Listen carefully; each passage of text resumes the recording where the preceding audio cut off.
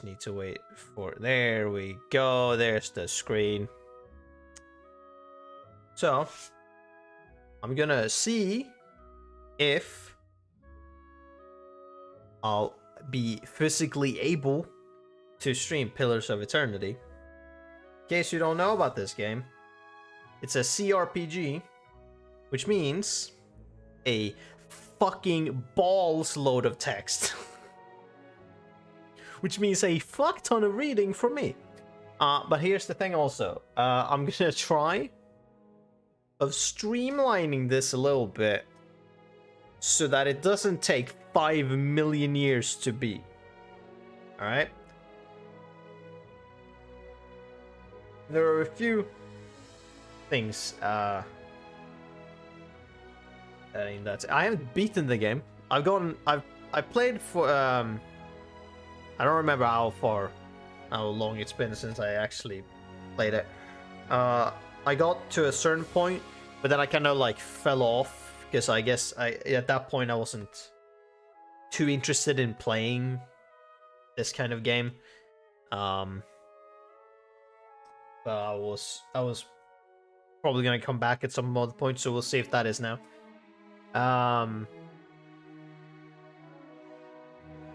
Yeah, so I know a little bit, and I've also done a bunch of,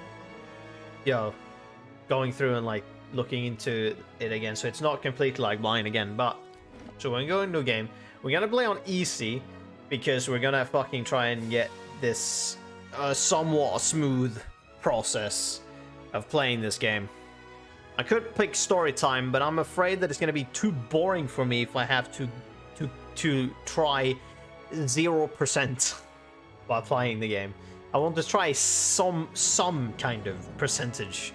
Otherwise, it's kind of gonna be like, it's not gonna have any real impact if I can just sit blindfold and just click wildly and still go through it. We're gonna pick easy. See if we can get through it.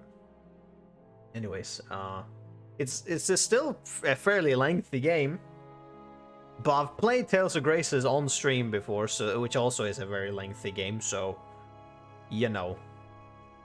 This is also up to like 40-ish hours, but like I said, I'm gonna try and streamline this a bit in various ways. Up in the list, a damage type like Slash or Crush will do whatever damage type is more advantageous, usually whatever type the target is most vulnerable to. Yes. For that, from looking at the tutorials, which I did read a bunch and be like, alright, so I'm remembering and also kind of read up again on what the game actually tells you.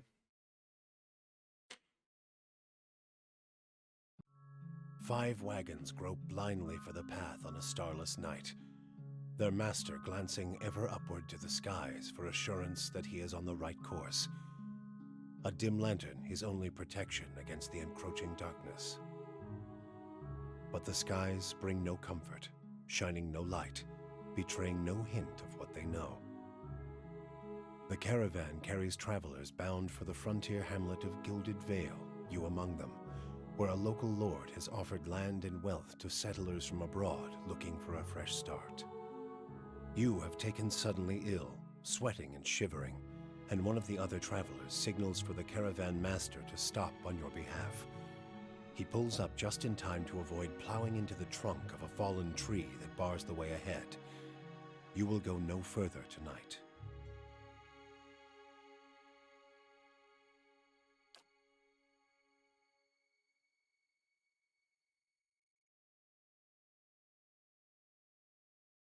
Alright, character creation. Now, if you thought that I was gonna stick on the character creator for hours, you're wrong, because I was smart and thought ahead. And so I have made a document of exactly what to pick, so that I have zero need to think and just go through the thing that I've pre-made of what I want as a character. Aren't I smart? However, we're gonna have the two first sections of male, female, because it's interesting of just the info that says here, and then the race, and then everything else, I will only read what is relevant to what I've picked, because otherwise we'll still be here for fucking ages. Owen's role in Eora is largely dependent on where she is from. In the Aether Empire, Vaelen, or wait a minute, I have no idea how to pronounce this fucking name. Vaelian? Vaelian? No idea. Vaelian, I guess. Vaelian republics. Immersed power of former colony of a larger, more ancient nation, Old Vaelia. The republics lie to the south of Druid and Air Glanfath, and are ruled by the... I am not sure of how to pronounce this word either. It could be 3 pronunciations. It could be Duck, it could be Dutch, or it could be Duce. Who fucking knows? I don't know. I'm gonna guess it's like Duck, maybe, or Dutch. I don't fucking know. I like to buy the Consuagli Esagia, a council of 4 ducks. Let's call them ducks, that's funny. Including its 5 most prominent, the Druid Spells. Yes, we're gonna call them ducks, no matter what they're fucking called. And the Druid, a colonial nation founded by settlers from the Aether Empire. Or Adir. Following a series of conflicts with Adir, the territory became independent in this date, and is now ruled by a duck.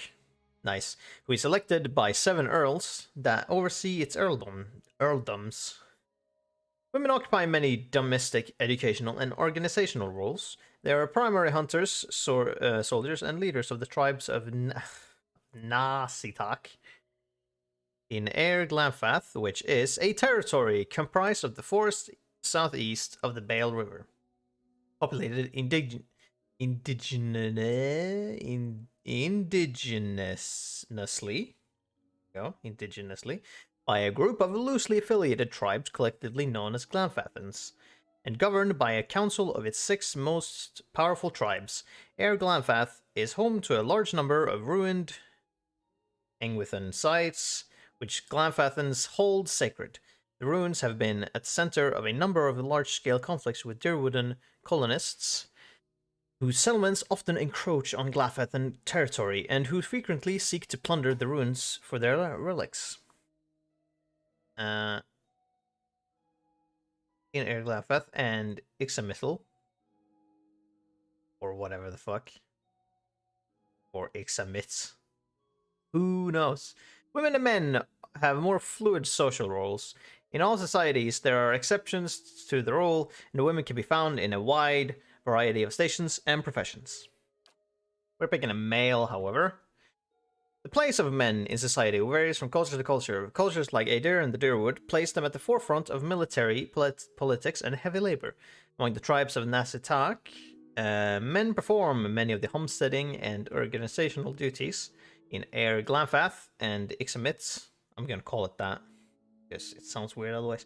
Unless I get it pronounced in-game, I will forgo the L. Men and women have more fluid social roles in all societies, same as the other ones, basically. Male. We got human, Aumawa, dwarf, elf, Orlan, which is almost like halflings, except not, and godlikes, which are a really cool race. Humans. Humans, commonly called folk, are the most common race in the Druid and the Aether Empire, Old Vaelia, and the Vaelian republics. Though not as large as the towering Aumawa. Yes, that should be how you pronounce it. Humans are known for their strength and willpower. Aumawa. The mighty Aumawa are the largest of the Kith races and are commonly found in or near oceans. Though not truly aquatic, they have an affinity for water, and many of their civilizations, such as Rawatai,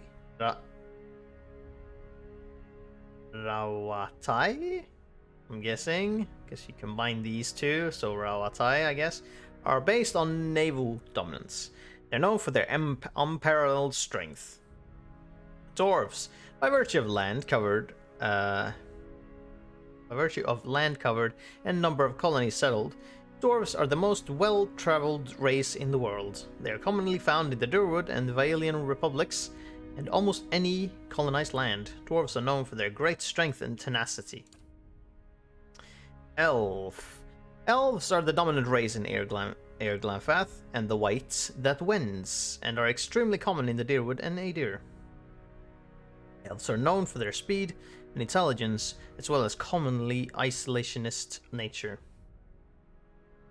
Well, as a commonly, yeah. Orlan. Orlans are the smallest of the Kith races, though many cultures don't consider them to be civilized at all. Also notable for their large ears, two-tone skin, and a word, I don't know what it is, hirsute? Hirsute? Fuck do I know. Bodies. Orlans are commonly found in Airglanfath, the Ixamit Plains, and parts of the Dyrwood. They are known for their mental intensity and sharp senses. And then we've got Godlike. The Godlike are children of the Kith, civilized races, who have been blessed with physical aspects associated with the gods, though some do not consider it a blessing. These aspects may take many forms and often come with mystical powers. Aberrant head shapes are aberrant. Are typical, and Godlike are unable to wear protective headgear, as it is nearly impossible to find anything that fits. Because of their unusual nature and their inability to reproduce, Godlike are often viewed with fear and wonder. And yeah, so when you pick Godlike, you get to choose between these four, which I won't go into, and you also get to choose which, basically, like, what kind of type of Godlike you are of the races.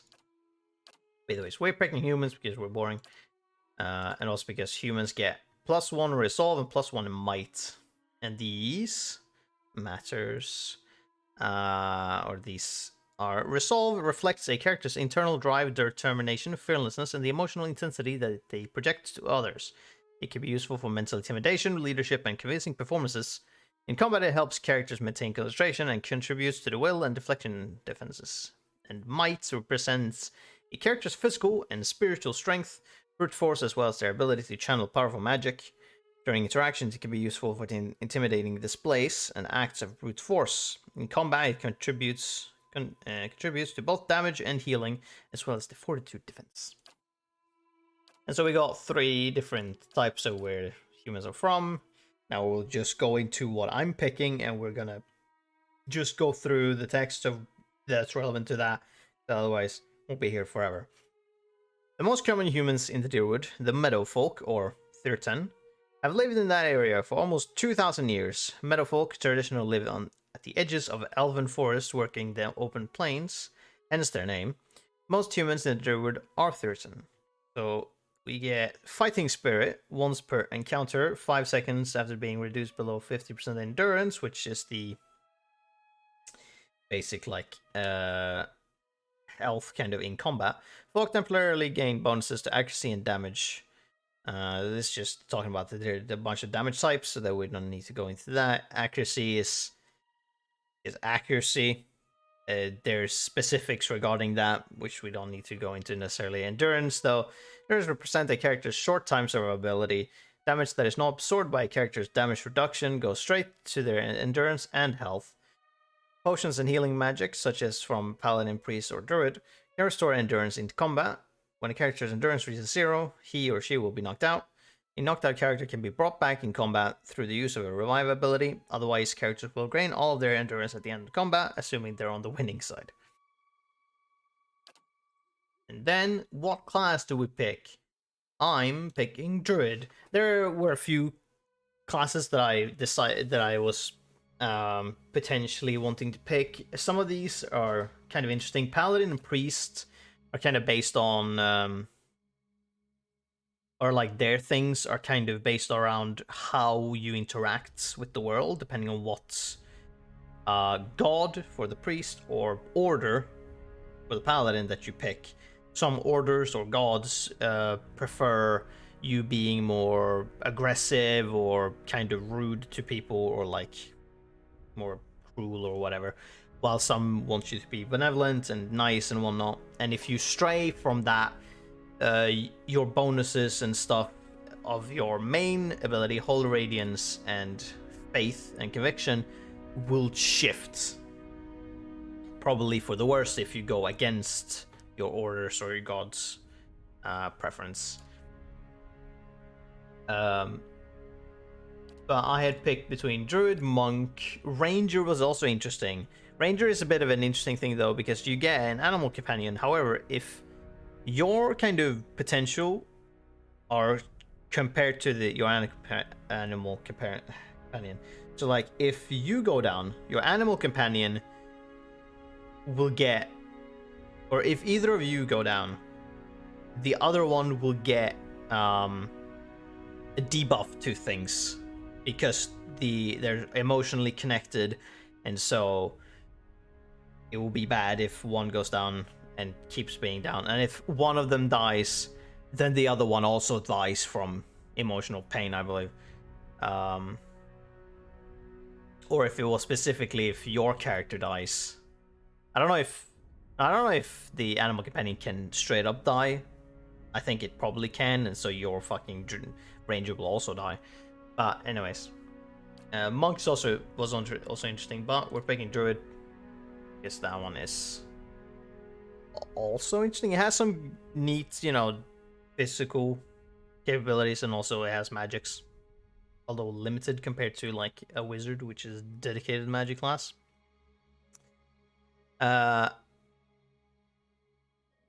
Druid Animists. Okay, yeah. Animists at heart. Druids tap into the spiritual power that flows through the simple living things of Eora. Plants, animals, and sometimes even living stone. While not necessarily religious, druids do have a reverence for the natural world and a keen interest in understanding its mysteries.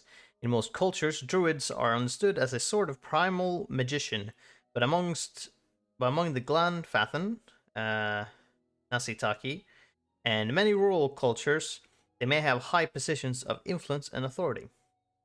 We start with Spirit Shifts, which, if you know anything about D&D, it's basically like in D&D where you get to shift into an animal form. Except it's slightly different in this game, I've noticed, because of what I have picked. I noticed that it's not quite what I assumed it was.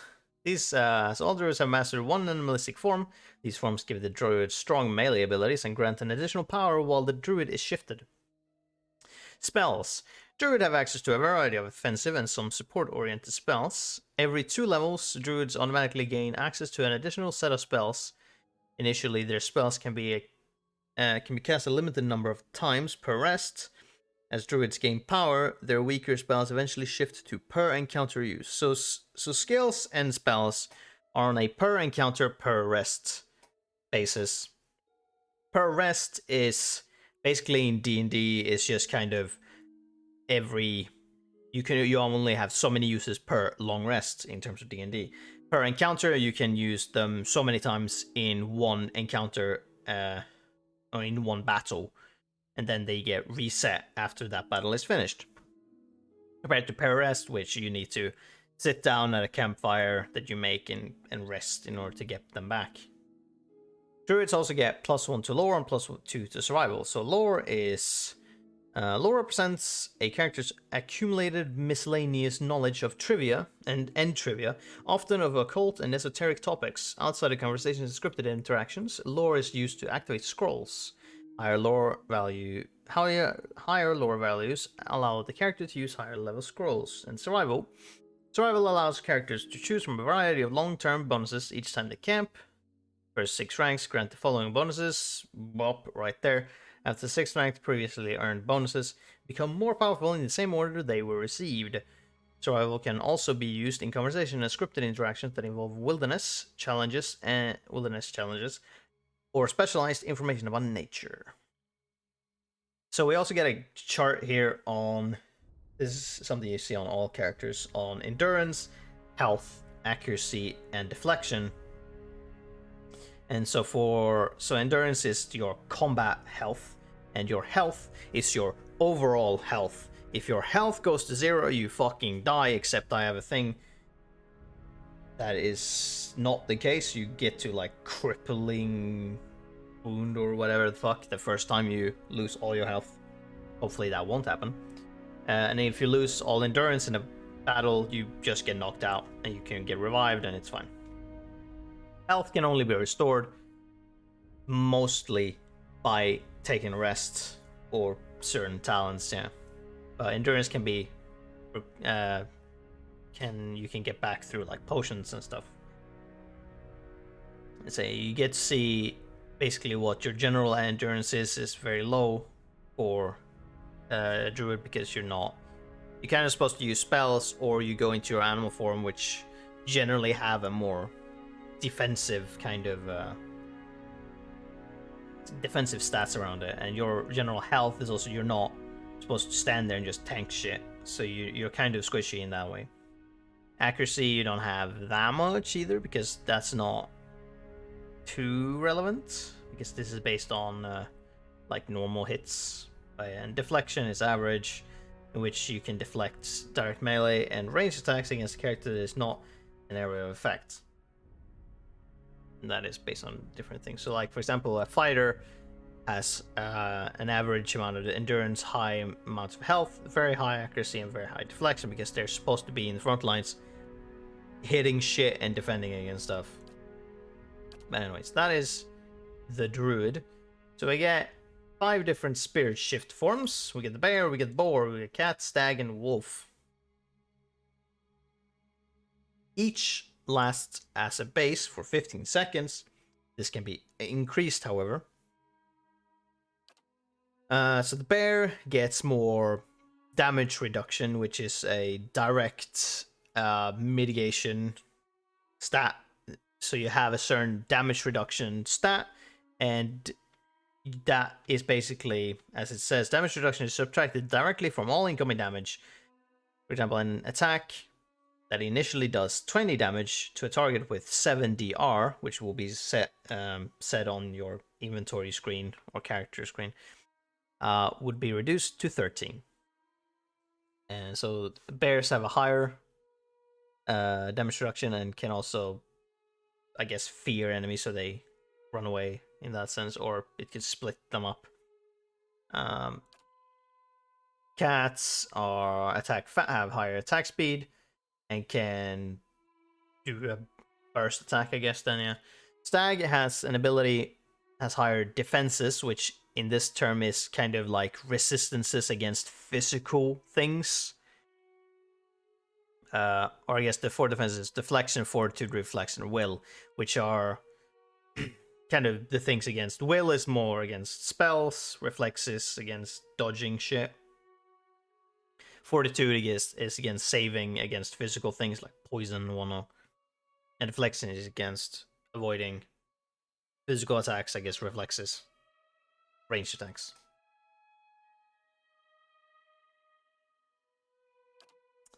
And they also have the ability Carnage, which is the same as the Barbarian also has Carnage, which means that when it attacks in melee, any enemies in the near vicinity of your target will also take some damage. So you kind of add some kind of AoE attacks, AoE basic attacks. And Wolf are fast and can prone enemies. But we're picking Boar, which is going to be very interesting. Because Boar regenerate lost endurance, which means you can activate it if you lost some endurance, and it will gradually increase it as you are in the form, and also it deals damage over time to enemies, which is great. So you can kind of stay alive for longer. So you don't need to necessarily want or need to initiate with the ability. And also you can kind of turn into it in an instant, so you don't have a cast time or anything. You can use this once per encounter, so you can freely shift once per fight. You kind of need to think about what you do with them. Now for stats, I'm not going to necessarily discuss stats. Might is for doing damage and healing. I'll put to you. And also increase fortitude, which is against physical things. Constitution is increasing your endurance and health.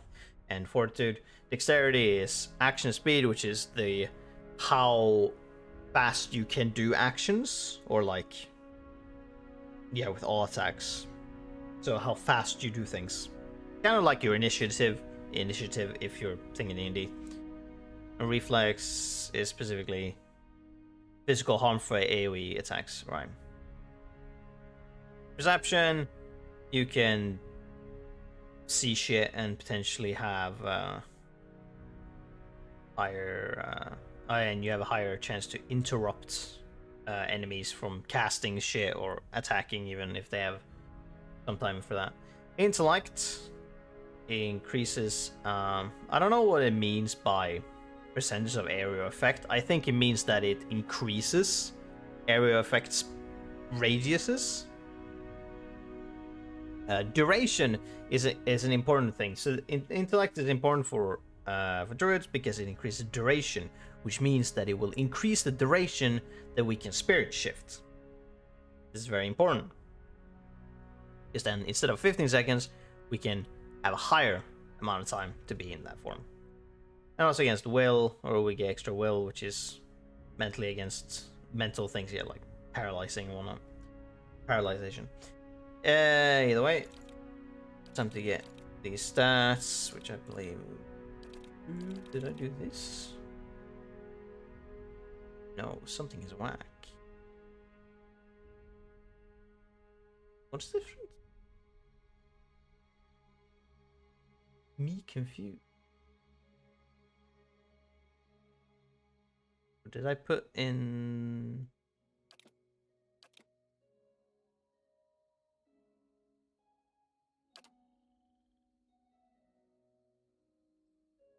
Oh, there we go. Okay, yeah, I was very confused. I didn't actually account for that yet. Right.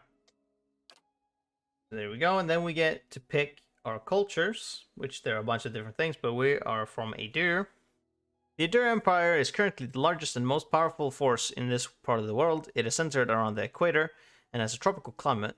Though the Empire has colonies in numerous areas of the world, Greater Adir is at its heart and houses the majority of its human and elven nations. We get +1 resolve being from Adir, and a bunch of backgrounds, which will also give you some stats, more direct stats than those. So we are a mercenary.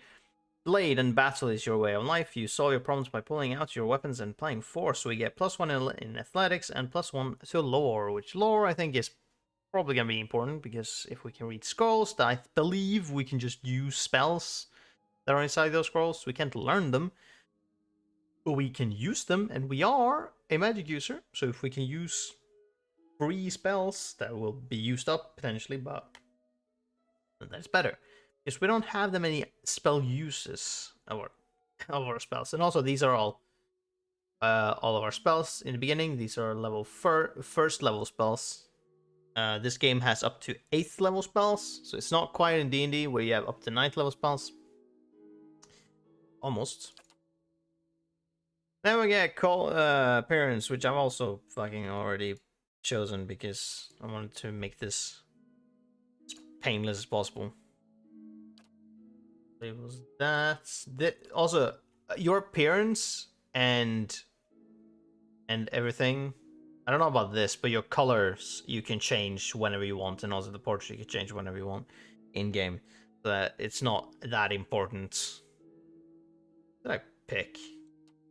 I picked like this.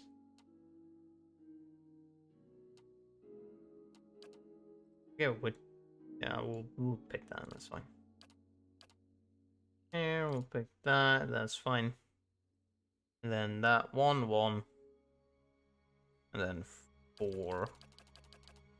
Because I tried to get as close to the portrait as possible, just to make sure it's somewhat accurate. And then we get to voices. This bit is kind of fun, because there are 2 voices specifically that I know. Of all of these, the male and female ones, there are 2 that I know who they are. The other ones I'm unsure. Yes, I've heard these 2 mostly. We got Smooth. Yeah? Watch and learn. I'll teach you a lesson! That might be Troy Baker. I can't tell. I'm unsure.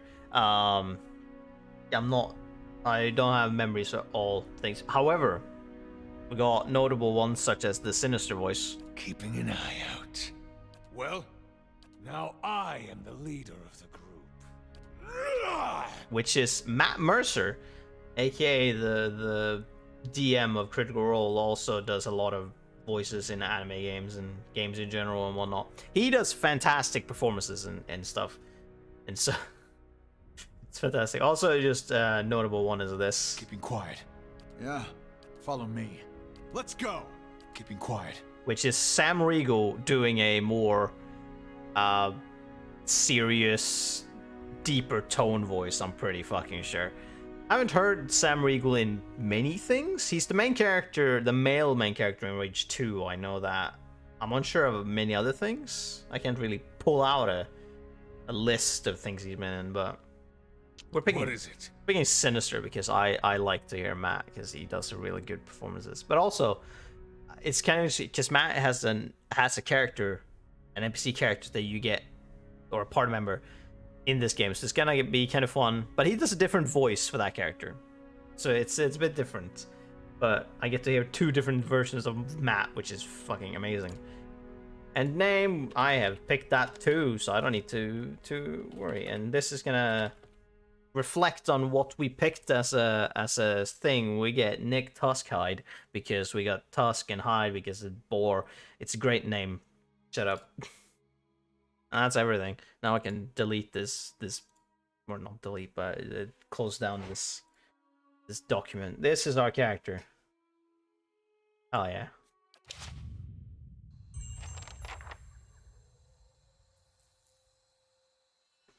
Still took a bit, but didn't take as long as it could have. It took an age otherwise. Caravan Master Edema. Hold on. I'm eating a cookie. The Caravan Master finishes and addressing the group, his bushy red mustache and sagging jowls quivering for as if for emphasis. Everybody stays close to the wagons, got it? Stay out of the woods, and beasts take you if you were planning a stroll through those ruins up there. He nods towards a looming black mass on the hillside. Whole area's crawling with hut-dwelling types who would be happy to stick an axe in you for trespassing. So mind that you don't track mud on their sacred blazing rocks. Tonight, everybody stays put, and in the morning we'll get the path cleared. Gilded Vale's less than a day out. Understood? At last, the Caravan Master turns to you, frowning as he looks at you over. Touch of the rumbling rot, could be. There's a stinging beetle round here, carries it. You'll be fine once it passes your innards. Unless you don't drink water, course. Which case you'll be dead in a day. Oh boy. There's a berry grows in these parts, small and pink, called a springberry. About the size of a fingernail. Give you cramps if you eat it, but the frontiersmen make a tea from it. Calms the insides. Should get you through the night. You might check around, see if you can find some. Meanwhile, I'll see if we can scare you up some water.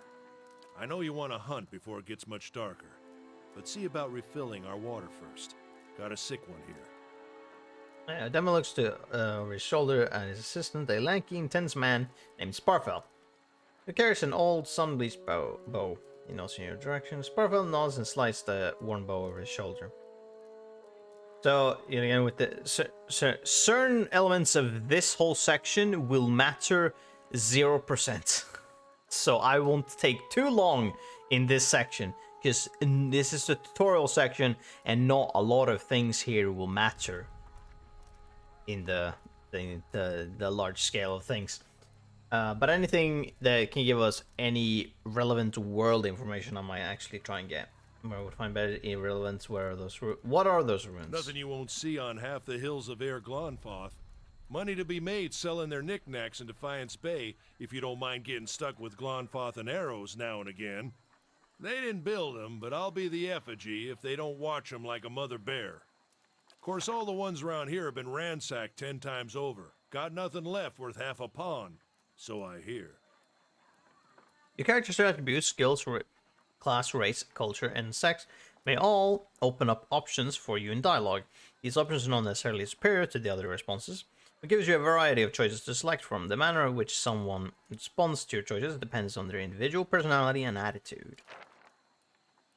Did build the ruins. Got different names for them. Settlers called them Ingwithans. Nobody that liked them enough to stop them becoming ruins, tell you that much. Ingwithans, right. And there's irrelevance. What are these huge rocks? These fucking glassy looking type They things? don't got Adra where you come from? Well, it just grows up out of the ground like this. Goes deep like tree roots. Some of it all the way to the heart of the world, you believe the stories. It's more like a shell than a proper rock. Easier to work if you're a mason. Got all kinds of strange properties. Seems to have some kind of life of its own. Dies if it gets dug up. Loses its luster. Folks think it probably grew at one point or another, but not these days. The soul butchers in Defiance Bay use it for different things.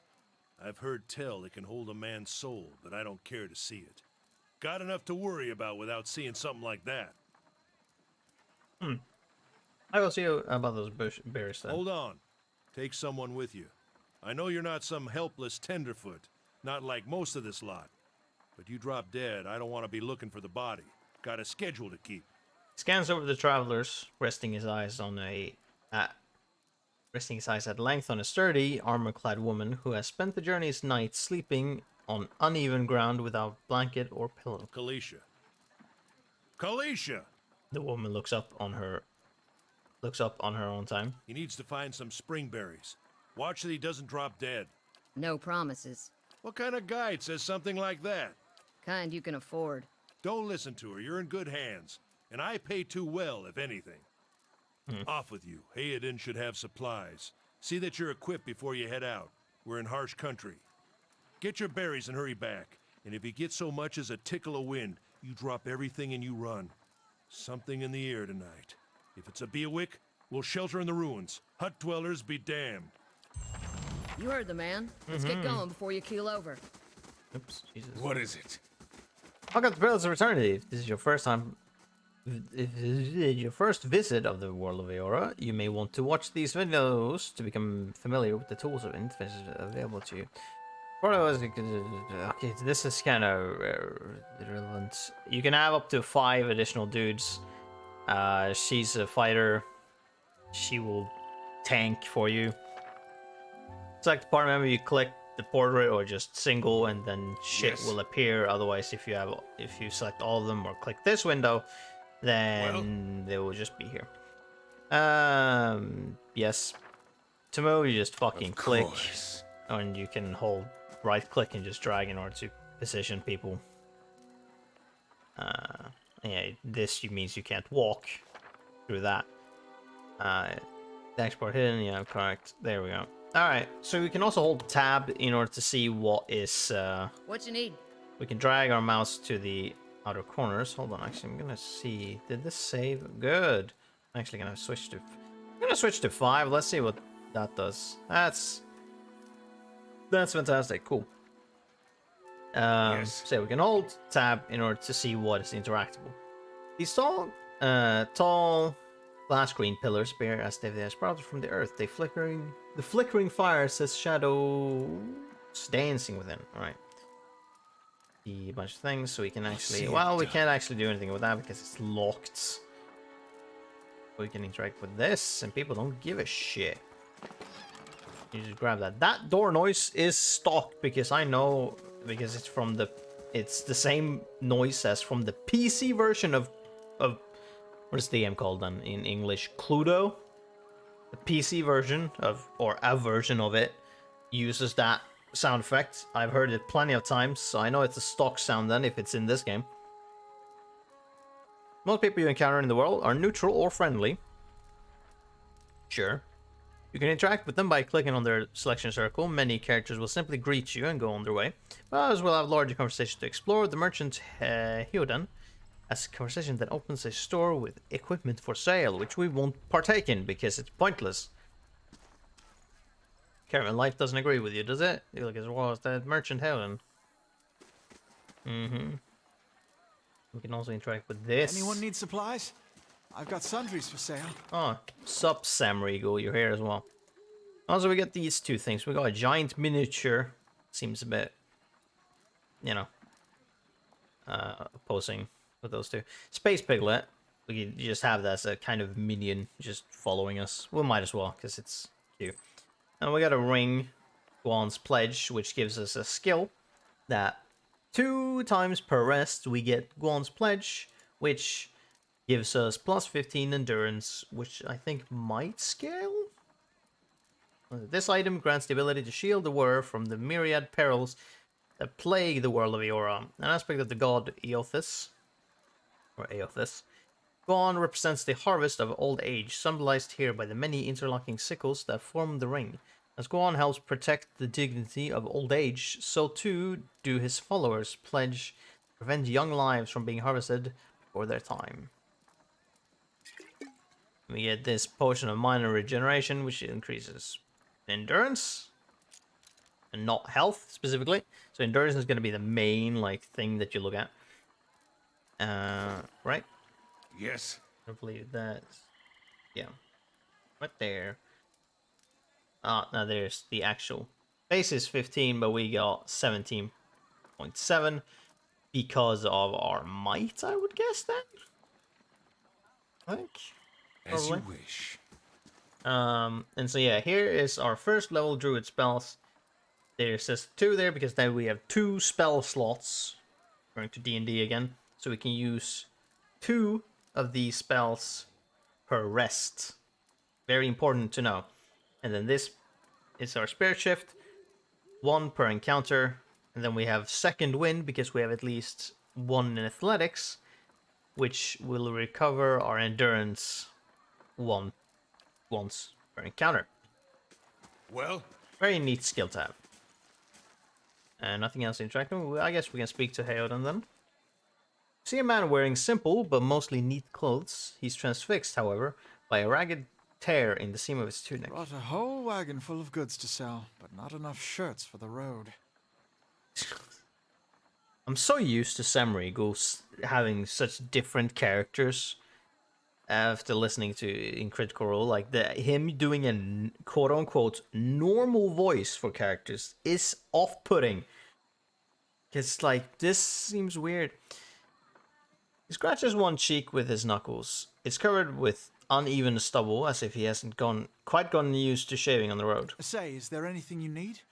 I've got some basic traveling supplies for sale if you'd like to take a look. Who are you, bitch? I'm a trader, originally from the Adir Empire, but I've been trying to establish new business out here. Life on the road has brought some unexpected challenges, to be sure. And I'm sure you've noticed how prickly the locals can be. But we're here to make the most of things, right? And we get different choices. Now these, passionate, clever, and cruel. These are also things you can select in the settings.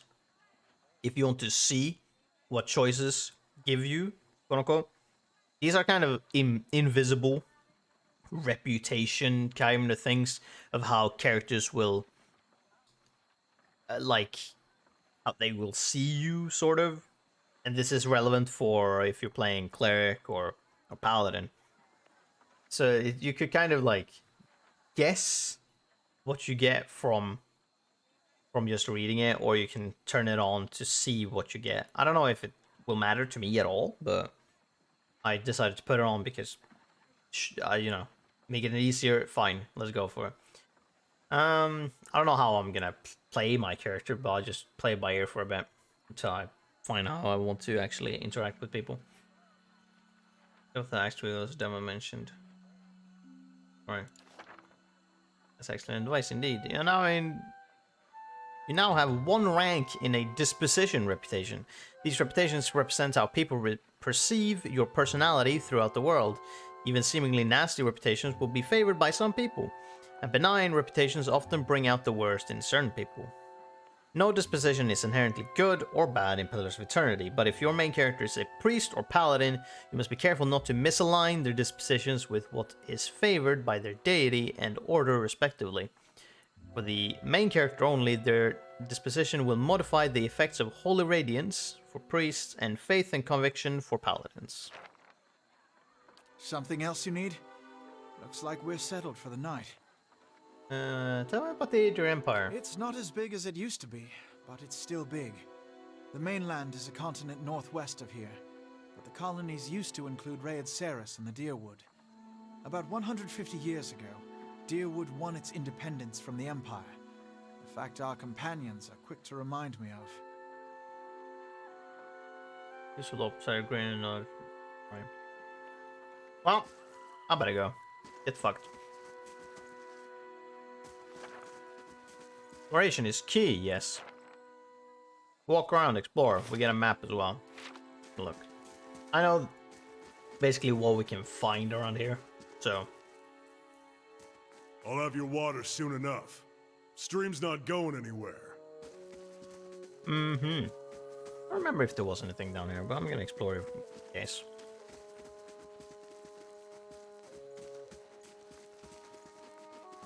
Might be a bush or something. I hear some horses. Hey, some mushrooms. Or whatever it might be.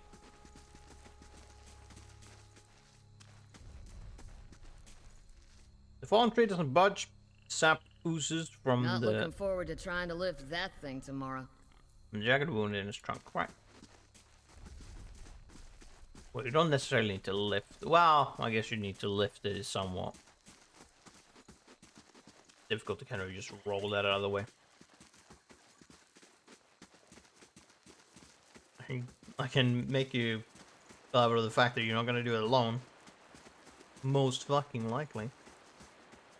Because that would be impossible, I'm just gonna gather. I don't care how strong you are, I don't think you'll be able to do it.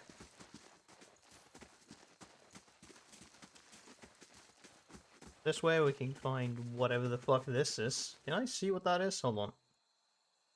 Whoosh. I can't. Burned lady, I'm gonna assume that is mushrooms. Looks sort of like it. Let's check by those outcroppings. Oh no, a young wolf. Players returning to combat uses a possible real-time system. Because you will often manage more than one character at a time, it's a good idea to pause the game, issue orders, and resume real-time to see the players the orders play out. The options menu is yeah, sure. Both attack. If I can. Yes. One of your characters being engaged in melee. When the characters are engaged, they will immediately stop moving. If they move again, they will provoke a disengagement attack from the enemies engaging them. Or basically, they will get an opportunity attack, or attack of opportunity if you disengage from them. Your character will also automatically engage enemies when they initiate attacks against them with melee weapons. Bah!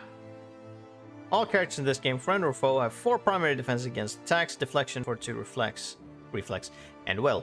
These defenses are based on the character's attributes, level, items, and other effects. Accuracy is compared to the appropriate defense or defenses when an attack is made. If accuracy is below the targeted defense, the attack suffers a penalty to the roll, and it is more likely to result in a miss. If accuracy is above the targeted defense, the attack is more likely to result in a crit. It's kind of simple as you have accuracy. If it's below their defenses, you potentially miss. If it's above, you potentially crit. All attacks that do damage have to overcome the target's damage reduction. Enemy's damage reduction reduces the incoming damage by the listed amount down to a minimum percentage. If you are having difficulty hurting an enemy, try switching to a weapon or attack that does a different damage type. Most enemies are strong against 1 or 2 damage types and weak against a similar number. Did I get... No. When a party member takes damage, they will start to lose endurance and health. We'll see. So we can hold over to see our endurance and health, which is lower than hers because she's a fighter, so she has a lot more health than me. Their portrait will begin to fill with a red overlay, and the health bar to the left of their portrait will slowly start to decrease. So this is our general health, and then you can see this number is endurance, and so the portrait will be covered in red, like blood, when we get damaged. When the portrait fills entirely red, the character will be knocked out. Potions and spells can be used to restore the endurance to keep characters in the fight, but health can only be restored by resting. Not necessarily true. There are some exceptions to that. You scored a crit. Fantastic. A crit is a better result than a hit, and they are more likely to occur than when the character's accuracy is higher than the target's defense. Attacks that do damage will do more damage on crits. Surprise, surprise, it's a fucking crit. Attacks that inflict status effects or afflictions will have increased duration on crit. Oh, okay. Graces are worse than hits and suffer decreased damage and effect durations. Get fucking smacked by a torch. As you wish. This is it. Springberries.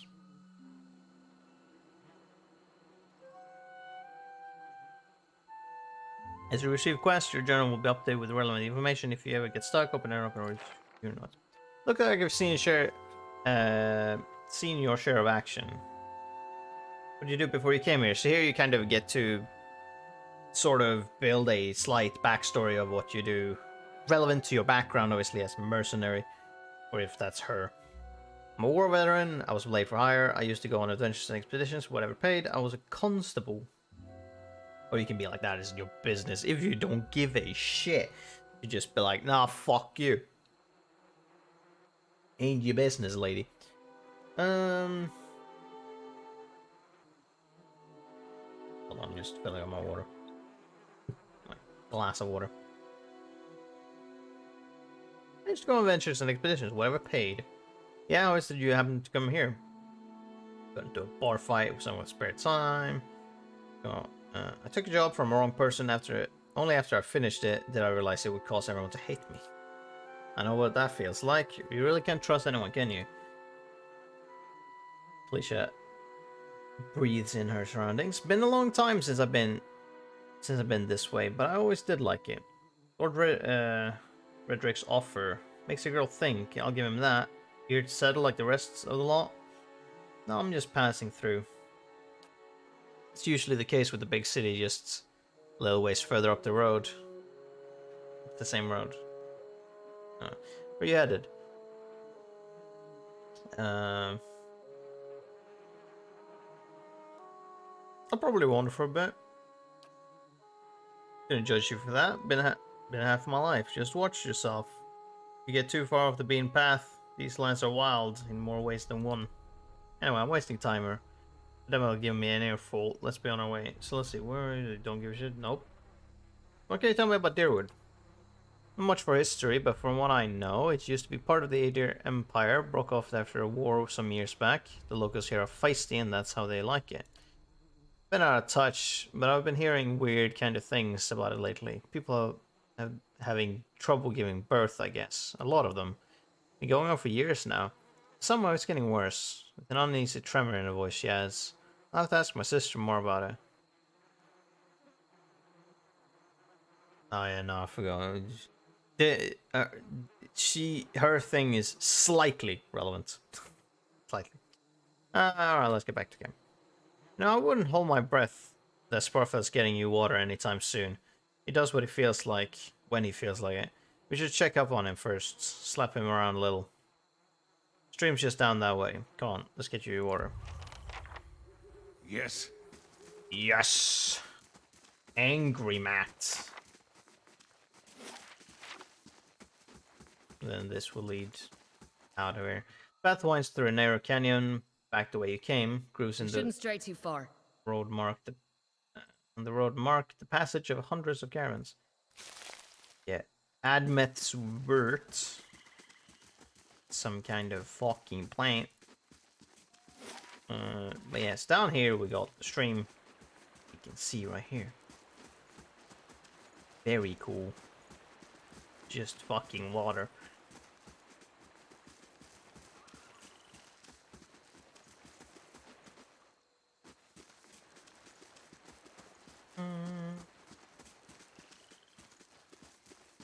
Travelers maybe, or lurers, or bandits. Bad sign in any way you figure it. The corpse is cold to the touch and a ripe smell wafts from the putrid waves. Dark crusted, blood-stained, besmirches its simple linen clothing. Yeah, leather armor which you already had, and lockpicks. Neat. Nothing else can be gathered from here. Fine.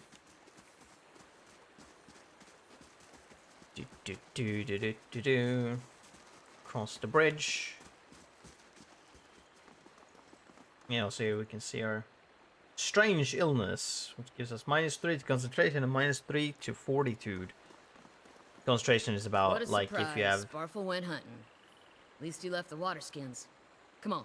So concentration is kind of like if you're casting something, you have casting time. there's a higher chance that someone is able to interrupt that. Fortitude is also like kind of relevant to that and whatnot as well. Ooh, can interact with that. You crowd to the riverbank and dip your water skin into the cool water while Kalisha waits nearby, keeping watch. As you rise, you notice her look up sharply towards the tree line. Out of the trees emerges Sparfell, one of the guides, barely discernible in the dim moonlight. He no longer carries his bow, and there's a strangeness to his gait. His stride wobbly. His stride wobbly as he moves towards you with labored. What? Oh no, okay.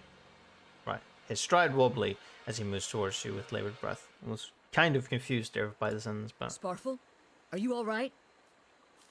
Sparfell's toe catches on a rock and he collapses forward in a heap. The feathered shaft of an arrow planted between his shoulders like an enemy flag.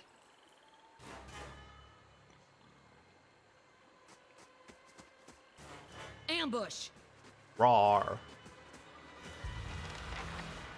Also, a slight note: these two will be kind of randomized, I believe, in terms of not what they are. This douche will always be a fucking archer, and this douche will always have a shield and something.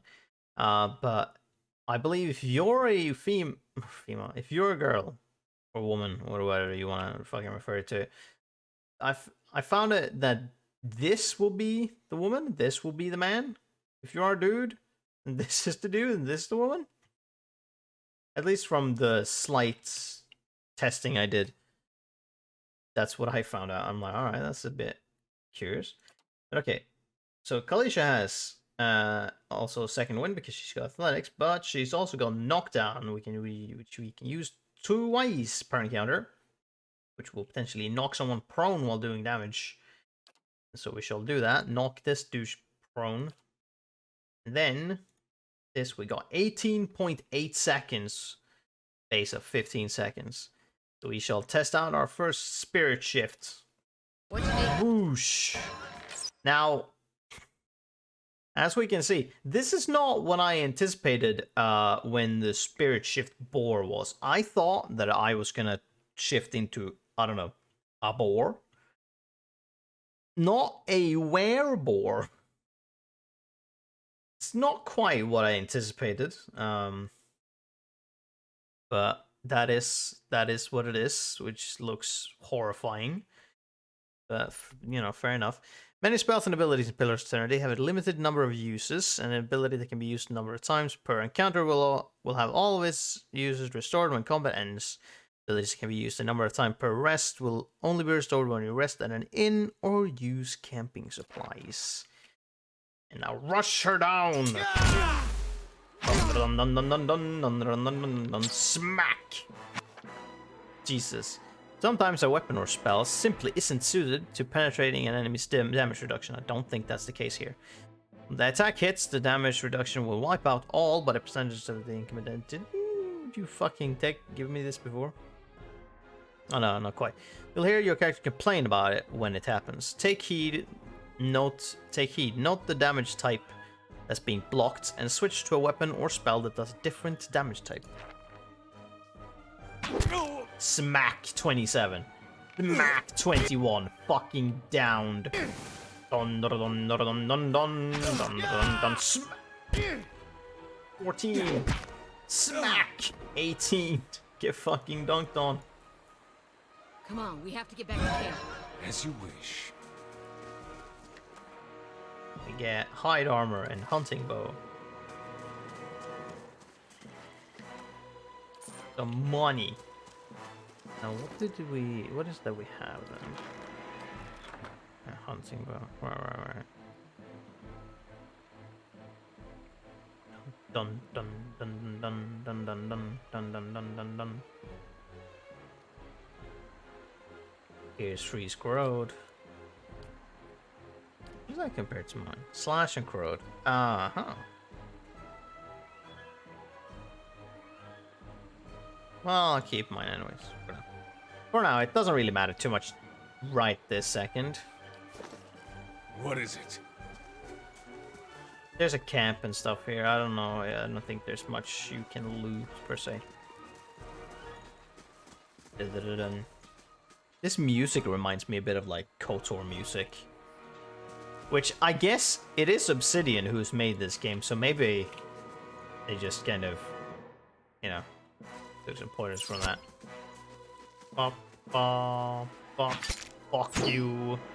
Let's use our actual scimitar or saber and just slice. Yeah, 16. Let's go. Smack. You dead. Oh, again. There's a thing that's going to I'm gonna save. How does that look now? Okay, that's becomes proper save yet. There's an event because the caravan's fucked. But so because I know a thing, I'm gonna try and cheat, I believe, when the time comes. Because I think I get some time for that. I'm gonna actually do that right now. I don't even know if that. It depends. Because I kind of want to keep this thing. Although I'll probably be able to get it again. It's fine, whatever. All around you lie the massacred remains of the other travelers, peppered with arrows and knife hilts, splayed and bug-eyed and filthy. Alicia puts the back of her left hand to her mouth as to ward away some poisonous vapor. A handful of dark figures stands above the fallen, treading on limbs and backs and heads, jerking their axes from bodies as if some half-split logs. One of them, towering and severe with a thick beard tasseled with knots, holds a wet blade at the neck of a man you recognize as Heodan, the last of your caravan left standing. Lay down your arms, trespasser. Do not forfeit this man's life, for a fight you will lose. And we could be a bit cheeky here. The ruin has not been soiled by our hands, men of Erglanfath. Your words carry no weight when I have seen the truth with my own eyes. Blood must be paid for this intrusion. So I say again, lay down your arms. Don't trust them, they mean to kill us all. Yes, and here, as we have intellect of 15. Judging by the string of animal teeth around your neck, I'm guessing you are worshippers of Galawain. If Galawain told you to stop protecting the ruins, would you? The man frowns and motions as if to swing his axe. Hayden winces, but the blow never comes. Instead, the man cocks his head, intrigued. Of course, but he would not. It is by the command of all the gods that we accept this charge. How do you know? Because it's consistent with their beliefs, or because it's what you were told? The man glares. It has always been known to my people. I see. What of Galawain's edict that weakness and age must be purged by youth and strength? You think Galawain would want some moldy, crumbling stones to survive long after their buildings have turned to dust? The man's nostrils flares as he fumes. He would not. He told us otherwise. I'm sure he did. Just not you personally. But should that stop you from killing innocents? Well, why should that stop you from killing innocents? Distracted, the man's grip falters on his axe handle, and he nearly fumbles it. Fording here then the moment he needs to dodge out of his swing, which comes too late. Howling with rage, the man charges you instead. So that interaction, you get to do different things depending on what stats you have. You have different ways of getting out of it. Or you have no ways of getting out of it, depending on what you have. So Heodan could potentially die here, I think, depending on what choice. Or he could at least be injured. Anyways. So now he's free to go. Otherwise, in a different way, he could potentially be knocked down first. Or knocked prone. But he is a rogue, so he's get Blinding Strike, in which he can potentially blind enemy. So we're gonna put that on him, potentially. We are going to knock this douche down, and we're going to activate our Spirit Shift and attack. Oh, you get knocked down. Time to die, bitch. Bonk, and then we're gonna just attack you. Nice. What is it?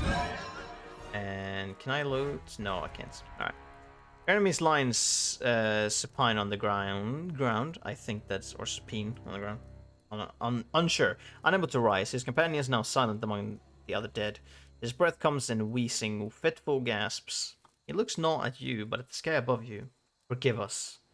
Barely audible beneath his choked sighs, a whisper of wind stirs the air. At this, the man's eyes roll back as he closes them. Good, good. Gods are just. A queer smile crosses his face. I am ready. The wind begins to swell, whipping around the camp, electric and volatile, upending pots and rattling tents like an angry spirit. You can feel it begin to seep beneath your skin, and where it pierces you, it feels as though it is rendering you apart from within. Seated against the wagon wheel, amidst the howling maelstrom, slashed across his chest and bow, Adema's body stirs, and with great effort he raises his sagging head. His eyes barely open, he looks directly at you. Get inside!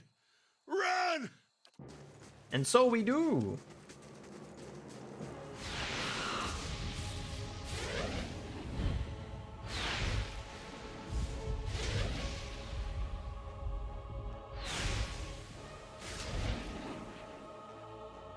Straining against a gale that threatens to pull you off of your feet with every step, you set your hands on the worn fields of weathered rock and set about pulling yourself up the precipice. With the last burst of energy before your arms give out, you swing yourself up onto the ledge. Aiden trails behind, slowed by injury and delayed by early hesitation. As he nears the face of the rock, one of the fallen attackers who had been feigning death lunges for Heoden and topples him onto the rocky ground. Restrained, Heoden lashes out against his fatigued assailants, but struggles to break his hold. They are close to you, despite the wind, from your position. If you were to throw your weapon at the attacker, you would have a good chance of hitting your mark. Now here's the thing. This is also a thing you can put in the settings if you want choices that are not like where the requirements are not met should be shown or not, which I put there because of reasons. That's one of those things. So if you have enough dexterity, you can kind of like pull off a rock or whatnot and throw that. But otherwise, you get a chance to allow him to break fear on his own, in which he, I believe, will come out damaged or dead. I'm unsure. Or we can throw a weapon. It's fine. There are other weapons we can get. Your aim is true, and the hit jars Heoden loose. Lurching at his feet, Heoden clambers up the base of the rock. As he nears the top, however, the wind flares, pulling him sideways and tearing one of his hands free. But diving out of onto the hard rock, you manage to catch a hold of it. Securing his other hand, you pull with waning strength, and it feels as though your arms will be jerked from their sockets. They hold just long enough for Heoden to set his feet and join you on the trampling ledge. There is a deep resonance to the swelling wind now. You feel it in the rocks beneath your feet and inside the cavity of your own chest, as though it would shake the marrow from your bones. Each new gust menaces the old stones before you, loosening connections, unsettling balances. As you dart beneath the old archway, the entire portal begins to fall beneath its own weight.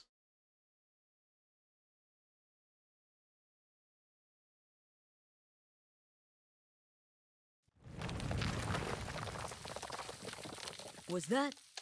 A Bewick. Had to be. Then we're lucky to be alive. And we're the only ones. We can't stay here. There could be another collapse. We're not getting out that way anyway. Let's get further inside. Well? So we shall, I guess. Currently we have no weapons. We got bows here.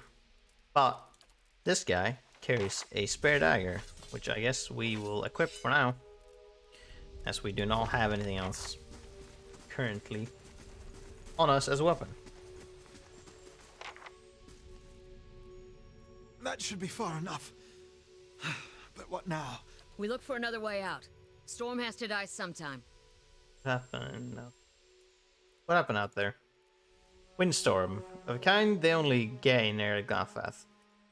Not too many people live through them, so it's hard to know what's true. The Glanfathan word is Bewick.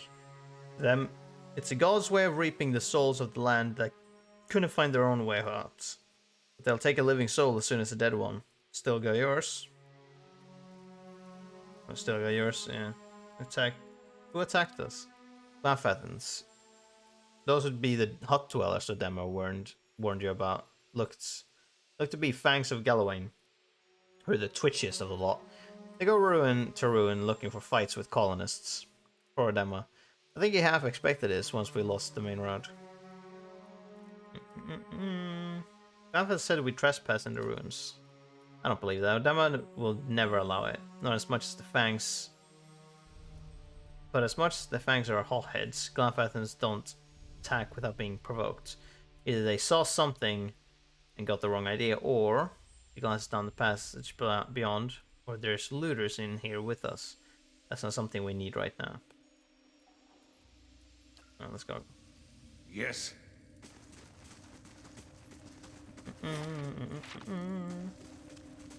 Sir. Just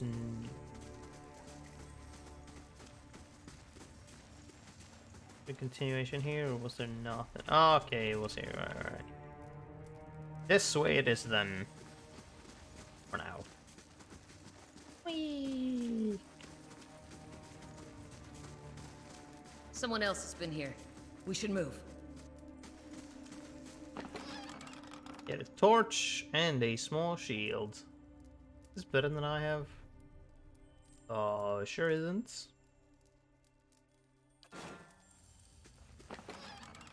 Mace. This is better than what I have. It's not as fast, but you know, it's fine. And we also get some camping supplies. You use these to rest in the wilderness or dungeons, fully restoring all of your character's abilities and health.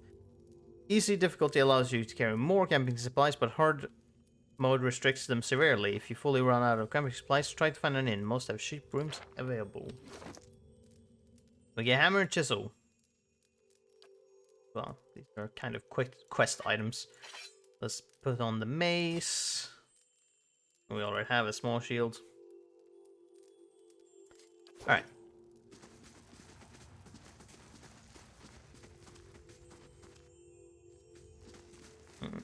So there are different things or like approaches you can do this. Can I come go down here? We found a thing. Trembling, sickly creatures emerge from the dark, clutching a spear. Knobby elbows and thin ribs shows through its scaly flesh, but you recognize it as a saurip or saurip. I feel like it's pronounced that at least. I don't know. I have no idea. It watches you cautiously, breathing in ragged sighs. Raise your arm and stand still. The creature cocks its head and approaches you, a soft clicking sound emanating from the back of its throat. The creature sniffs around you and finds nothing of interest. Steps back and resumes its defensive posture. It won't hurt you. The saurip recoils, fingers still wrapped tightly around the spear. Cocks its head and approaches you. Right. Pull it back way, and then, or you can just fucking beat the shit out of it because it's really weak. Look at the tiles. What are those symbols? The Eastern Reach is a dangerous place full of lurking enemies and carefully concealed secrets. Enable scouting mode to move stealthily and search for hidden objects like traps and secret doors. This is scouting, which is you can do with left alt or right alt or just clicking the button. So when you get near, you can see if there's a trap, which all of these are fucking traps.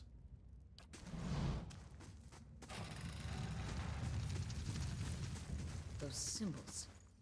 Just like the tiles.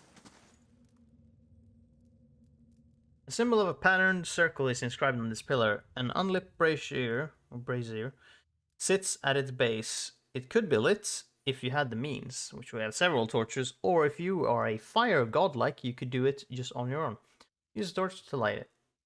Flames kindle swiftly in the brazier, winding their way upwards.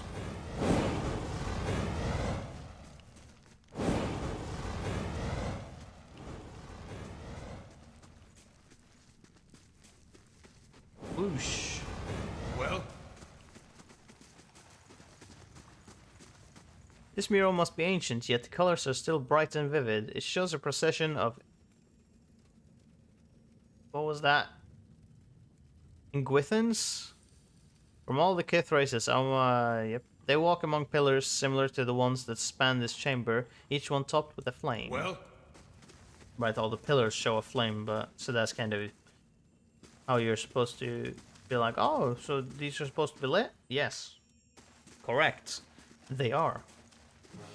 Oh no, a lesser black ooze. Attack the lesser black ooze.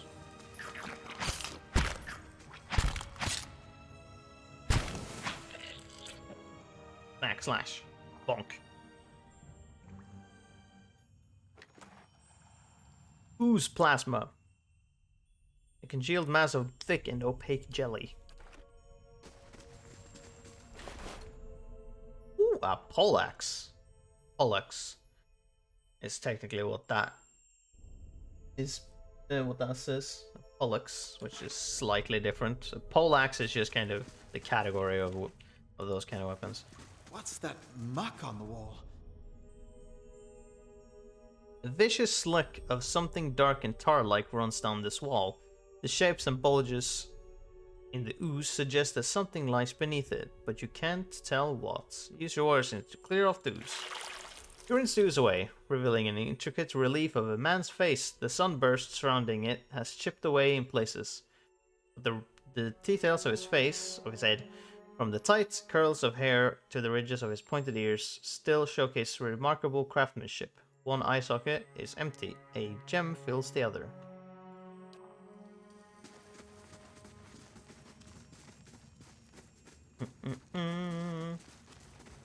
There's two eyes, or two eye sockets. One has a gem, one has not. Now also that we lit all of those fires, you can see Yes. to do this one at a time. A blade in the Get dark. fucked over. You see, oh okay, this dude cannot fucking tell. How can I help? Go first, because you have actually some kind of Look. perception. So we can actually see what is safe and what isn't. Is this wall something I can do? No. You just go around if you wanted to. Go that way too. We can just go through the middle here. There we go. Do you feel that? There's a draft coming through that wall. I don't hear any sign of that. What you need? Right. Up. If you just click carefully on the actual tiles, then the characters are smart enough and they won't actually trigger any traps. You don't need to be in sneaking mode when actually going across this bit. Here we go. Well? And also the space player won't actually trigger anything, thankfully. Oh no, it's a spear spiderling. Time to beat the shit out of it. Scouting mode is used for both. Oh, this guy is still. It's used for both stealth and for finding hidden objects like traps and secret containers. While scouting, the character selection circles will start to fill up with yellow. When a character is starting to detect them. This bit.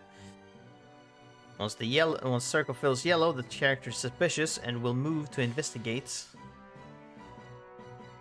While the circle fills red. If the circle becomes fully red, your characters will be discovered. The character's ability to find hidden objects is based on his or her mechanics skill. A higher mechanics skill allows them to find objects at a greater distance. Moving towards character, accelerate how quickly they will detect you. If you actually touch this selection circle of a character with your own, you will immediately be detected. Get out of that. All you. Attack. How? Bop. What is it? No loot from the spider. What a surprise. I could scout ahead, see what's around the corner. Or we can just walk in and attack this Scolder well. He thinks he's hot shit, but he's just plain What is old it? shit. Oh, no loot. Okay, gotcha. Oops. never know I'm C here. thinking it's like sneaking. Do we have any secrets here? No, doubt it. Alright. But interact with this wall. A crack runs along this wall from floor to ceiling. A light gust of air passes through it. Push on the wall or use the hammer or chisel to weaken the wall. Set to work. The cracks lengthen and widen with your efforts, but the process is more taxing than you'd expected. Sweat beats your forehead and your muscles begin to ache. Continue chisel. After several long moments, you begin to see light on the other side. With one final tap, several blocks of stone shift and tumble loose, clearing a gap just wide enough to pass through. Well, Nice. Quite another one. Oh no! He's bring them down. stunned us. How dare you? I believe actually, if you're stunned, you can spirit shift out of that. So you can instantly transform and you're no longer stunned. What is it? I believe.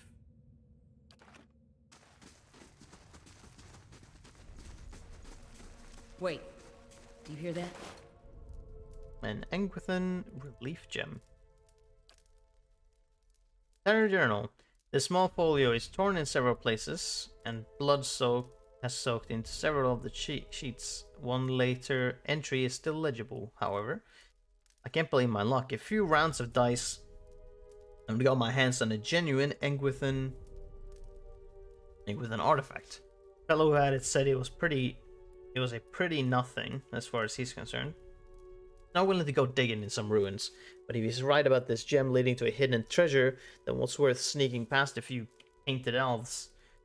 I'll head to Silentless, I guess, in the morning.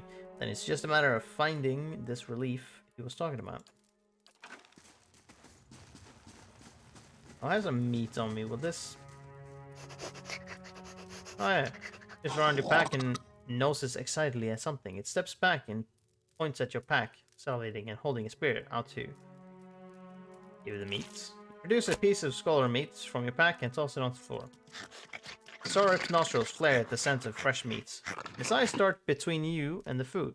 Grips towards the prize, shoving the spear into your grip, and snatches the meat with both hands at the last moment. Its gullet quivers as it devours the flesh in noisy chomps.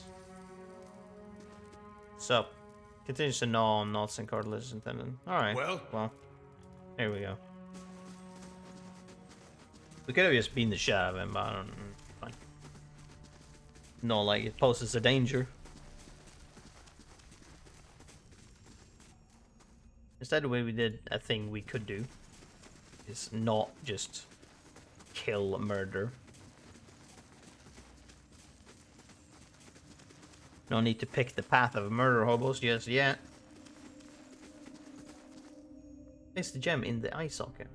The chamber begins to rumble, stray rocks dancing across the tile floor. Finally, a large section of the wall gives way. Well, Lesser black ooze. Time to die. Except What I is it? can't because I'm fucking jittering. There we go. It's dead. There's more ooze, and there's this thing. Gives us a minor cloak protection. Gives us +5 in fortitude, reflex, and will. We get amethyst and adra, or gemstones, which I guess we can just sell at some point. what is it? Now this cloak protection, putting on our main character, of course. And he gets a cloak. Look at that. Look at that swish. Very fancy. Very cool. This is better. Well, one has DR reduction. Means that it bypasses 3 damage reduction. And then the spear has +5 in accuracy, so it have a higher chance to hit and also potentially higher chance to actually crit. Their attack speed is pretty much the same. One deals pierce, one deals crush damage, however. I will stick What with is the it? mace, I guess, for now. Now we've done that. We can go back this way around, I think. Maybe? I think it probably goes faster. Or just the fact that I don't want to select everyone. Again.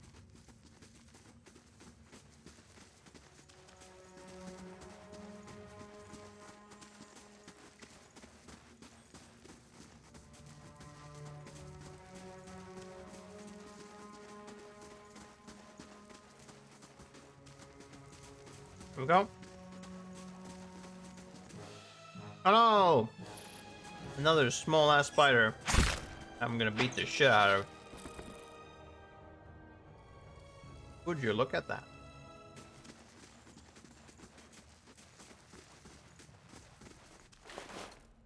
A helm. Neat. More gemstones.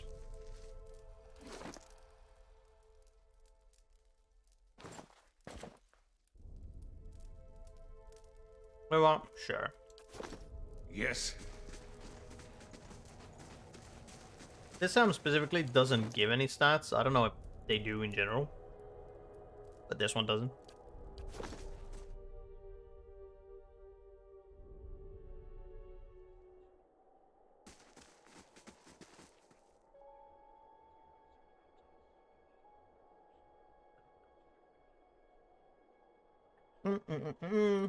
Older robbed man. Four figures stand before an otherworldly apparatus, an ancient structure of chiseled adra and metallic veins, ominous and looming like a silent observer. Standing motionless in their midst is what appears to be a human body, colorless as stone or ash. The other figures gaze upon it in what might be contemplation. Your vantage point, you are well obscured from their view. The figure closest to the machine stands out amongst them. A thick grey beard frames a face otherwise hidden beneath a metallic mask. His faded robes are embroidered with a runic language unlike anything you have ever seen, and he wears a strange black headdress with two protrusions that jut out like the wings of some malevolent creature. Oathbinder, bear witness, and see this man has kept his word true to his last breath, full to his blood's last drop. Guide his soul, queen that was, and regard it among your favored. Let his life by the key be his confession. Let his death by the key be his absolution. May he walk the world ever free of the crushing weight of the book. Your brother has done his part, and you have seen the power of his contribution. I will accept no further hesitation from the rest of you. In the sight of the queen that was, will you fulfill the oath? Will you take your place beside your brother in the endless esteem of her memory that is without flaw? Step forth, and be assured of the great worth of your life's course.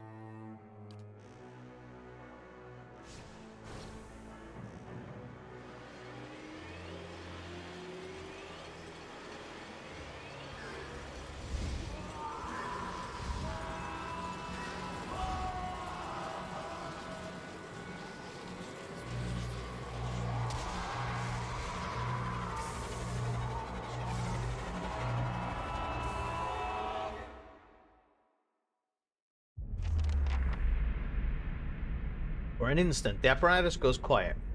The air is still. Then all at once it erupts with a concussive surge. Light floods your vision, and you are knocked to the ground. Your head snaps back as you land. The pain swells. The pain wells into the back of your skull, washing your last thought away into a black, unconscious void. You open your eyes to a different place, another time. You stand in a circular room, grand and domed, its walls lined with adra and trimmed with copper. The style is ancient, but the chamber is unweathered. At the far end, a great pillar of adra pierces the floor from below. Its shimmery texture gives the illusion of boundless depth. Encircling the pillar is an apparatus much like the one you had just seen, but immense and multifaceted and intertwined. Your thoughts are yours, and not yours, and they seem to exist before you think them, and they are all questions. Passing questions, troubling questions, questions that must be answered, or... At the base of the pillar now, you see a man with a thick grey beard and ceremonial robe. crowned with a strange ornamental headdress. You know this man. You are walking towards him now at a pace that is hurried, while trying not to appear so. You have something you want to ask him, one question above all, and the question spins madly in your mind.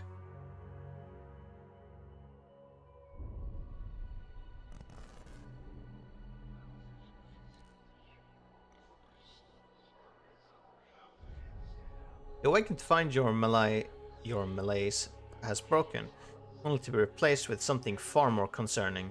Faint whispers are audible at the edge of your hearing, like a ringing in your ears that does not subside. Movement flits through your periphery, but when you turn to look, you see no sign of whatever it was. You find your gaze regularly darting this way and that, an involuntarily paranoid tic. This is a sickness. It may be dangerous to go without treatment for long. The figures at the machine stand frozen in place, flesh and blood replaced by cinders and ash. The man who led them is nowhere to be seen. One of the characters has become fatigued. Yes, I have. Fatigue represents the physical and psychological wear and tear of demanding activity on a character. It is most commonly received as an injury when a character is knocked out, but some scripted interactions will also result in fatigue if they are especially grueling. Fatigue goes through multiple stages, initially inflicting minor penalties, but growing in severity over time.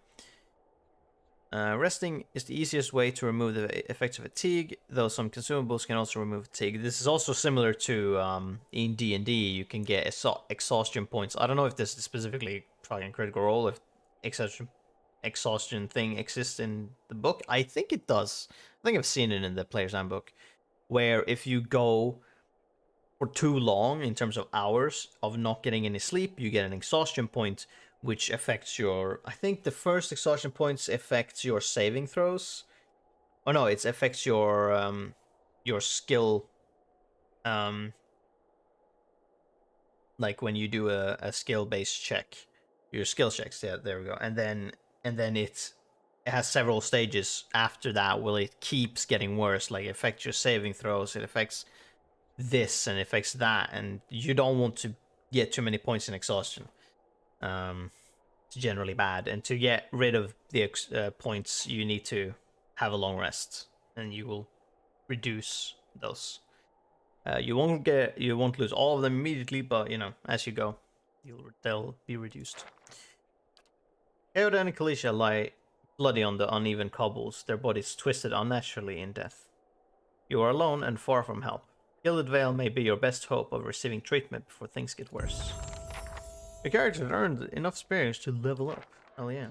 We can now loot our previous companions. If the game fucking lets me. There we go. Loot. I'm no pack mule. Let's offload this junk. Alright, Matt, calm down. We get a battle axe, which is one-handed axe. Bonus crit damage. Plus 0.5 to crit damage multiplier. Well, you know. But we do get a fancy stash chest, which we can just fucking offload everything and then sell shit later. Which I find is unusually kind to just have. This is a 200 thing, we don't want that.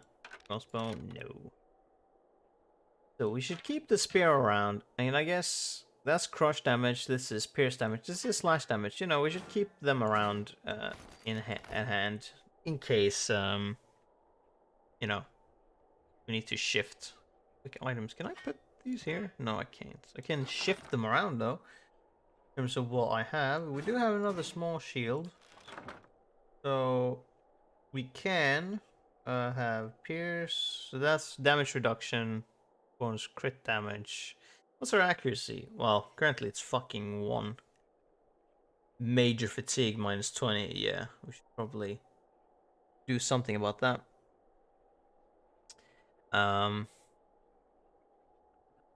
Which is fine. I think we'll next time we can.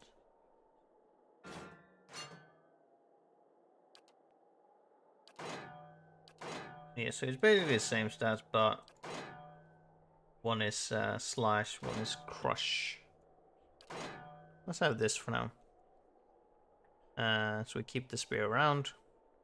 Get some lockpicks, which we can't fucking use because we don't have any mechanic skills. We got some potions, we can put that in quick items. There we go. Done. You can now switch to weapons by clicking this. Look at that. Bunch of whispers and whatnot. What we should do is probably have a fucking rest because my god, we are exhausted. We got bad shit happening. Actually, first we'll level up.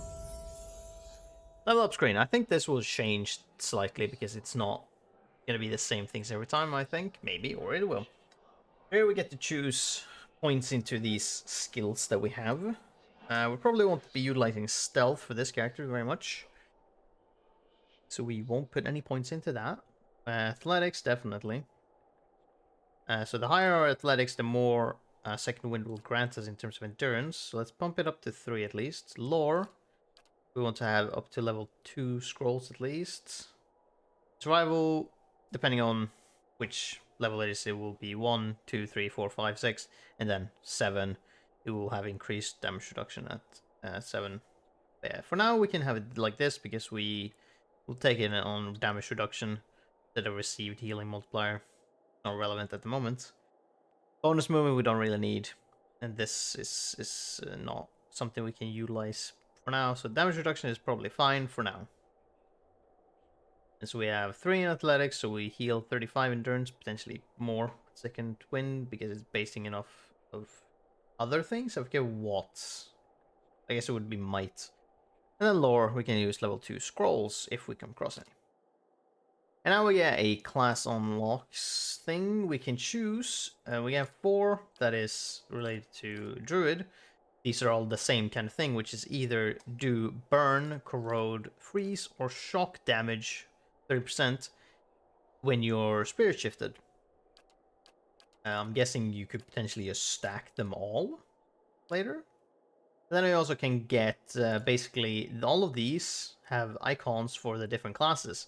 You can get that class's, or that class, like, beginning skill. So, like, for example, the bard, or not the bard, the monk has Novice Suffering, I think.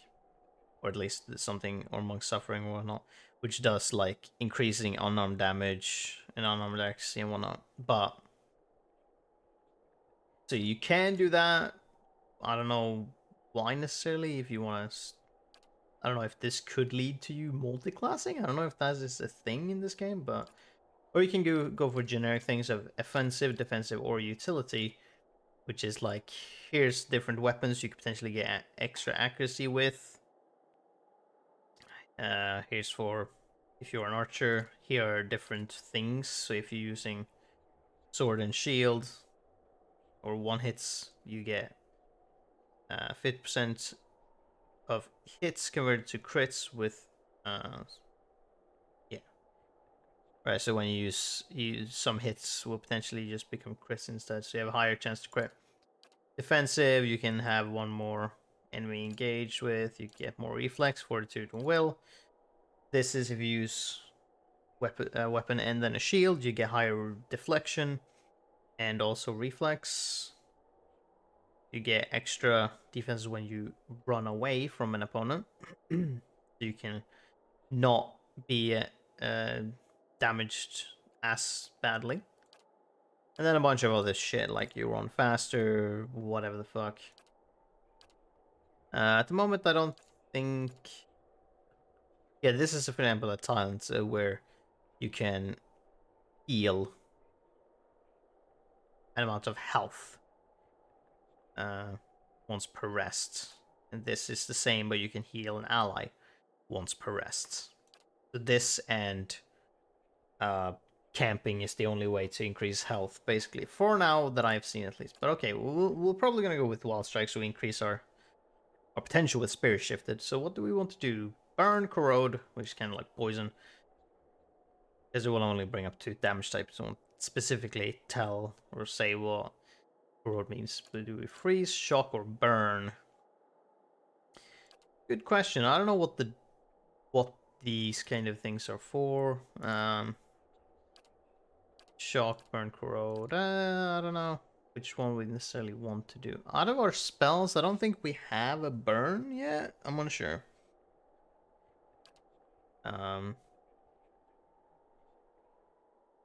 Sure, let's burn enemies with our spirit shift form. That'd be fun. And now let's fucking... And now we get another spell slot, so we can use 3 of these spells during rest. Let's camp. Damage reduction, yes. Rest.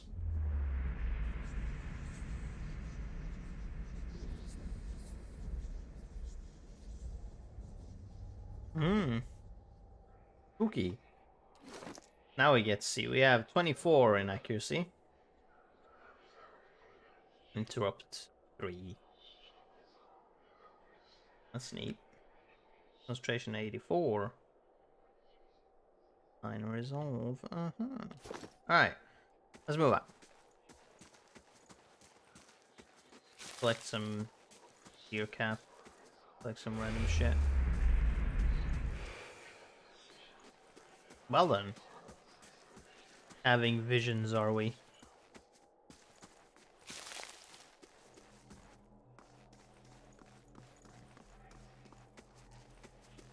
As a whole, I have played, seemingly based on trophies, I've played up to at least and completed Act 1. I don't know what that means, but you know, an amount is what I've played of this game at least. I don't remember everything, so some things will be, oh, I get shit from interacting with them. Vessel flesh.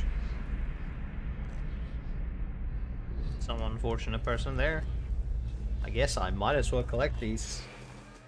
I don't know what they do, but they do something. This massive structure is formed of stone, adra, and copper and covered in strange glyphs. The air around it vibrates with an unusual energy. Like this. So what we're collecting, we are getting under here. What is this? This reeking flesh once held a bound soul. With its energy fading, the flesh is entering a rapid decay. Well then. I believe this is probably everything we find here. Now we go here. You must gather your party before venturing forth. Well, yeah, I'm by my own, dude. Go to Valewood. It will take 6 hours. Well, go then.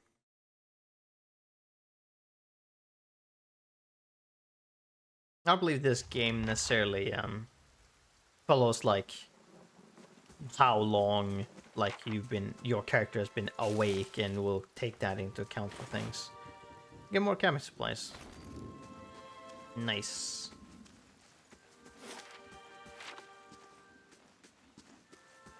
Let's explore this. Oh, we can see another ghost, or whatever it is. Let's call it a spirit, I guess. Come, space piglet. Let's explore this area.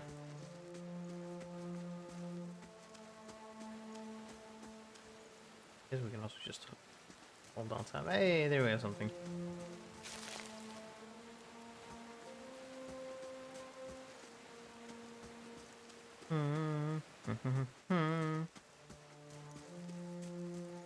Oh. Tenfrith. The young dwarf tending to the stew looks up, startled as he sees you approach. He drops his ladle, spattering stew across the ground. What? Bandit turns. Get him, you dogs, and make sure our new cook don't run off. Help, please help me. One of the bandits gives Tenfrith a kick as they pass him, and he huddles. 2 bandits, eh? 2 bandits that are fucking stupid. They think they can cross me. Alright, we got a bunch of different things here. Let's check if we can test one of our skills out, maybe. Okay, there's an archer. We want to take care of this fucks first. We got Winter Wind, which will push back people in a cone. We got Vile Thorns, which will cause piercing damage and potentially sicken anyone in the area of effect. There's a short cone in front of us. And Sickening is poisoned, and that will reduce all attributes by 1 and Fortune will by 10. We got Tanglefoot, which is basically entangle in terms of D&D spells, which will cause people to be hobbled, which means that they will be having slowed speed. Actually, hold on. Characters who set foot inside the area will become hobbled. We have Talon's Reach, which will just deal slash damage to everyone in the area. And we have our circle of where we can put it without having to move. We got Sunbeam, potentially dealing, I guess it's burn damage and blinding, potentially. How far is this reach? This is really far. Let's cast that on you. Beyond seek. Bam! Hey, you got blinded. They're blinded for 17.8 seconds. Okay, so we've been hit. Let's do this then to make sure, because we can do this once per encounter. Now we have our action still, but it's fine. Turn, and then we shall bash the shit out of this guy. Bam! And then we shall rush this archer that can't actually hit us because they're fucking blinded. Meanwhile, we get back our endurance. Boom! To full. Then we just... Boop, done. That's it. Fucking decked. What I call that. They thought they could stop me. They paid the price dearly. Fruits. I don't know if that does anything, but we got it. Hey, what is this? Hatchet. Slash damage. That's a bit weird. Interfering. What the fuck does that mean? Oh, plus deflection. Get some rice, meats, poultry, copper. Cool food haul we got here. It's not empty, but a pair of stained coots and stink of unwashed bodies. Quite tenderous. Gods keep you. By the flame, thank you, thank you, thank you. I thought I'd be stuck cooking these ignorant weasels for the entire my life, for the rest of my life. Or until they were bored with me, I suppose. I must get back home. I only hope they haven't hired a replacement, Dwarf looks aghast. Listen, next time you're in Gilded Vale, stop by the Black Hound Inn. I'll let Pasca know just what you've done for me, and I'm sure she'll do right by you in turn. Oh. Oh, to be back at my oven again. Gilded Vale, major positive. You have earned a reputation. Reputations can be held with communities or factions in the Eastern Reach and will affect how members of that group respond to you. In cases friends or enemies of those groups will also react to your affiliations. Helping a group will increase your positive reputation with that group. Harming a group will increase your negative reputation. It is possible to have a mix of positive and negative reputation with a group if you help and harm them in equal measure. Well, that's nice. He just fucks off in a random direction. Alright. Well, we can put all our vegetables and shit in here because they will be stored there. Or the hatchet there as well. Fruits. What's this? Leather armor. It's just a different design. Ooh, it sure is. It has the same stats, but it's a little different in design. This looks a bit more... I don't know, is it a little rougher maybe? Well, let's keep it. I like how it looks. The dagger. And drop the bow we don't use. What is this? Oh, this is also leather armor. Looks different. Ugh, this looks... You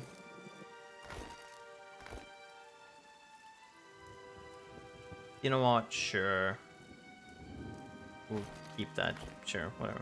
We had a cape, but I already have a cloak of protection, so rather not. Oh, yeah, then we can have a hood.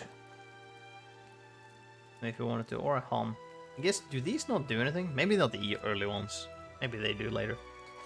Unsure about that. Want a helm? Do I want a hood? You know what? Let's have a hood that looks a bit cooler.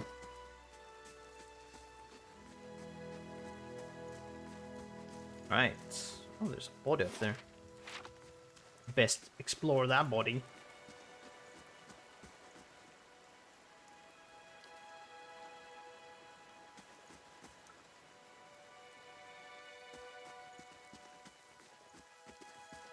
Here. Oh, a young wolf. Prepare to die, young wolf. Oh no. Ah. It says defenses. Damage reduction is 4.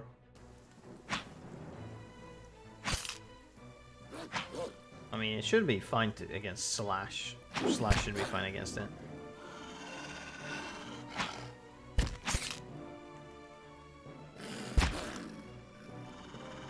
Ah. Look at that. Wolf hide. Oh. What is this? These aged walls appear to have once encircled this ancient glade, or entire glade. Only a small fragment remains, and the stairs leading to the top of the structure have crumbled away. Scale the wall, examine the wall more closely. The heavy bricks are slick with moss, presenting a hindrance to climbing, but the stone themselves seem sturdy enough. Given the right tools, one might easily reach the top. The right tools, eh? Maybe we should be looking for a grappling hook or whatnot first. Before trying to scale it then, so we don't fucking fall and land on our asses. Heard our bot. Hail and well met. Sup. Random Sam Regal voice. This man appears to be hurriedly dismantling his camp in quick, jerky movements. He looks up as you approach, his expression tense and drawn. Greetings, he says, a little breathless. No way south, is it? He wipes his brow, turning to face you. The sooner you're clear of these woods, the better, I think. Never mind the woods, there are a strange machine in the ruins up north. There were these figures clad in black, performing some kind of rite. The man's brow furrowing concern. Ruins? The old Engwithern place? You want to keep clear of those, whatever you saw. Strange things always crop around Engwithern sites. I don't doubt these people you saw were up to no good. Let the Glenfathans deal with it. They don't take kindly to trespassers, whatever their intentions. And there's enough to worry about in these woods as it is. Expressing faults. We came across a bear in a cave to the north. Got the better of a friend of mine. I only just made it out with my life. In any case, this forest already cost me a friend. I'm heading home before it takes anything else. What happened to your friend? We didn't see it coming. Anton's voice shakes a little as he speaks. We were following a stag. Early, he saw something in the brambles, and we went tearing off after it. We all but stumbled into the cave. Poor Pearly didn't stand a chance. The bear was on top of him before we even knew what was happening. The beast will take what they will, I suppose. He smiled sadly, and this time, Gallowayne's favor fell upon the bear. Where did you find this bear? In a cave, a ways up that way. He turns to point to the northwest. I wouldn't seek it out if I were you. It was a great brute of a beast. Would hate to hear that it took another life. Well, you didn't know. I can also turn into a beast. So I think I'll be fine. Just as a general thing. Cabbage blinds and money. There is still flying behind the wagons. Wheels, barrels of cabbages, potatoes, and squash have been overturned and abandoned. But the food, though. Why abandon food? Seems a bit of a waste. Shattered pieces of a crate are strewn across the ground of the dirt, along with a few muddy vegetables. There's a body. Can't really do anything with it. Unless, can I like... They won't see me coming. Probably not. I don't have any mechanic skills, so I might not be able to actually find anything, even if I do that. Mighty possible. Settler's arrow. Alright, still a mushroom.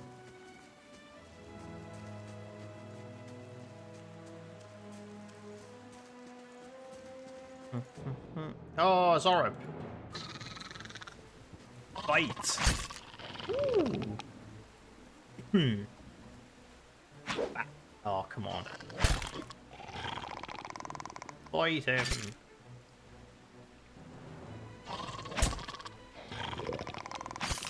Oh yeah, let's go.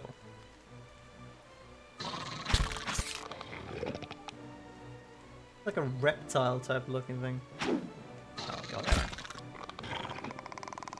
0.8 pierce damage. What is this? What do you mean 0.8? Oh shit, is this? Sword tongue. Alright. Get a shield. Higher deflection, but we get -4 to accuracy. Well, I don't know if I want to equip that.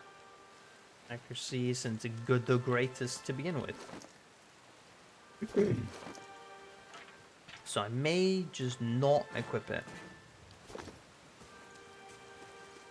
I'm gonna be honest. Also, we can go this way. So we shall. Another one.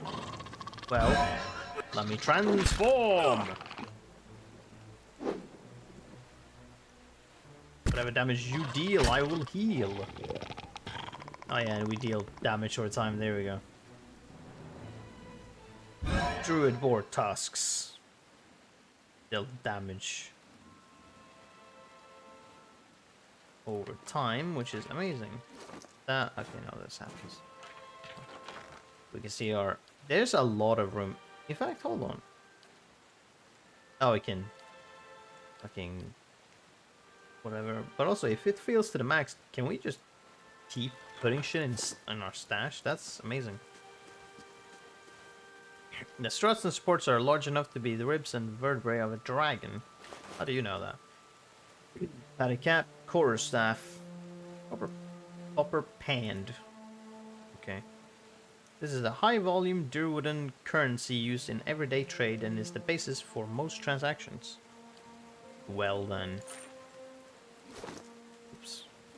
Well, this is slow and it's also two-handed, so we will not do that. It has increased reach, but I'll not interact with it. Back we go.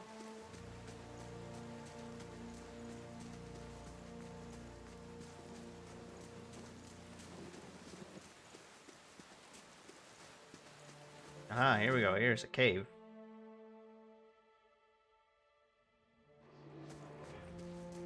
That's a bear noise.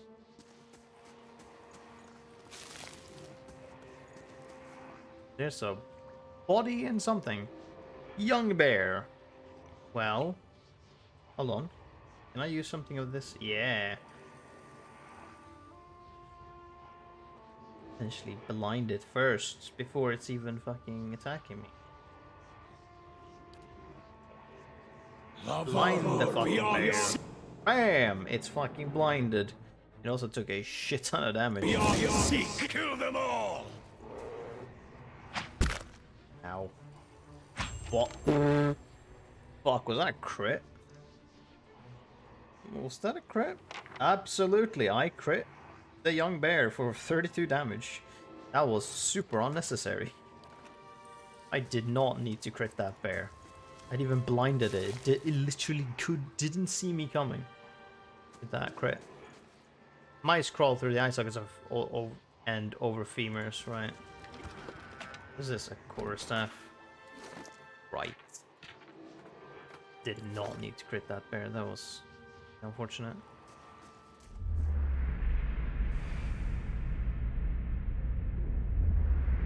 Lost spirit. A figure drifts, suspended, in the musty air of the cavern. Its form and features blur and twist in cascading ripples of incandescence. Feel its energy eddying about your limbs, filling them with a heavy chill. Reach out. You reach out a hand for the spirit. In the moment of contact, you feel as if you've been struck a blow, head reeling as you tumble helplessly into a waiting darkness. Light blooms at the edges of your vision. You feel the sun at your back and the weight of a bow in your hand. You know, suddenly, that you have come a long way from the vale, hunting deer. Now you are standing before a cavern, and the darkness extends far into its depths.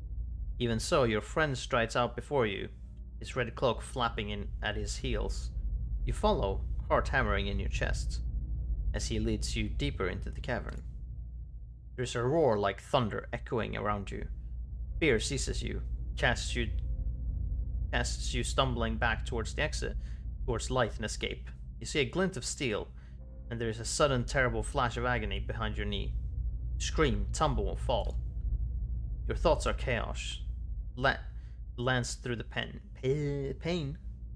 But in the moment of terrible clarity, you see your friend look back from the mouth of the cavern, his dagger daubed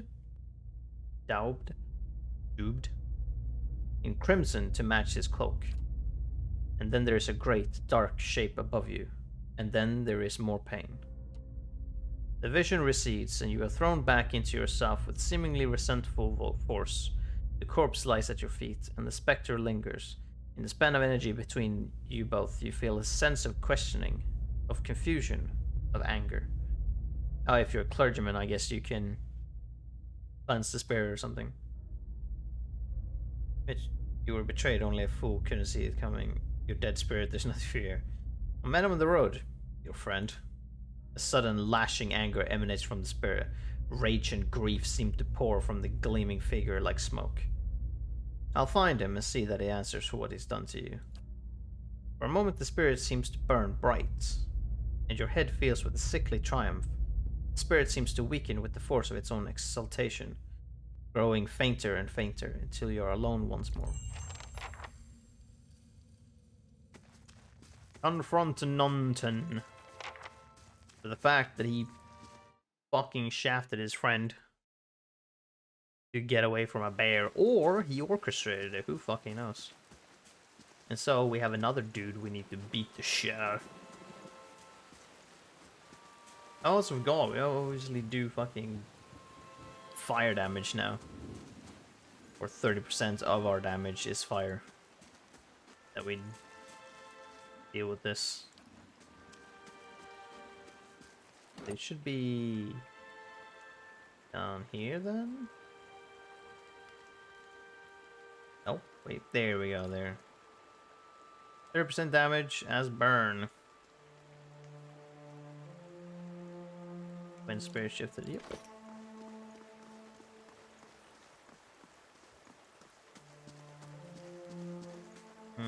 He's not here anymore.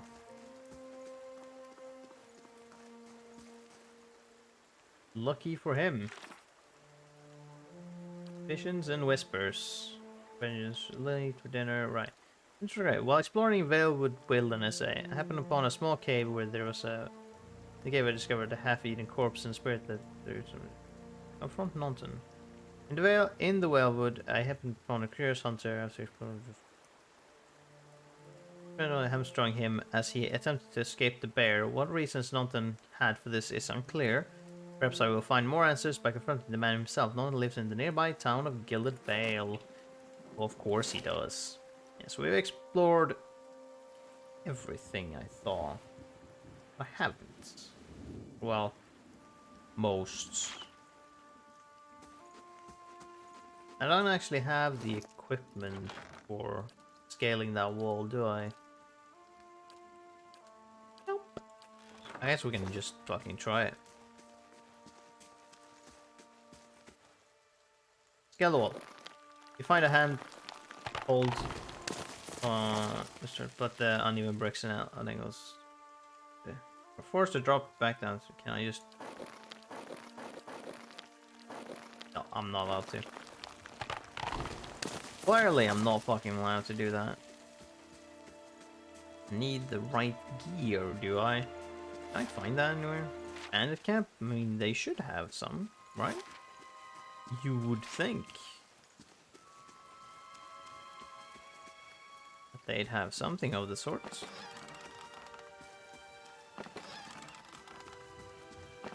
Did already check. That's a bit curious. I mean, you can always come back, I guess. God damn it, it's not it. A blade in the dark.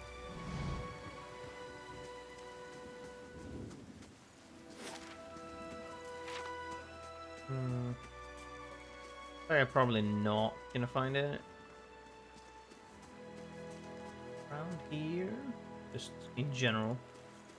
So yeah, I also don't think, like, when we were going to the map, I think we can just go wherever.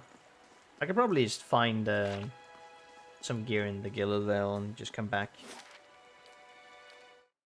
Probably.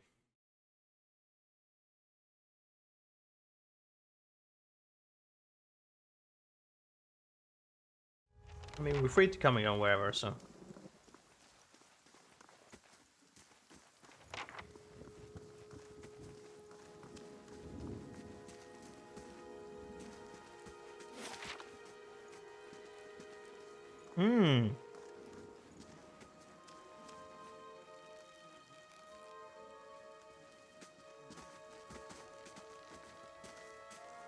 You must be one of the new settlers.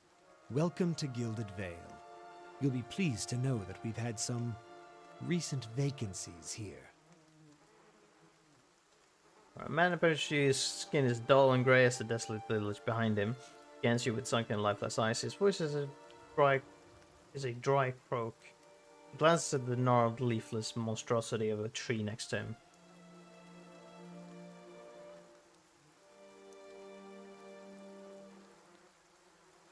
Are you mad? No wonder this place looks half empty. Welcome everyone this way. The only answer you hear is the buzzing of flies from the trees. Of course, we'll need to make some inquiries first.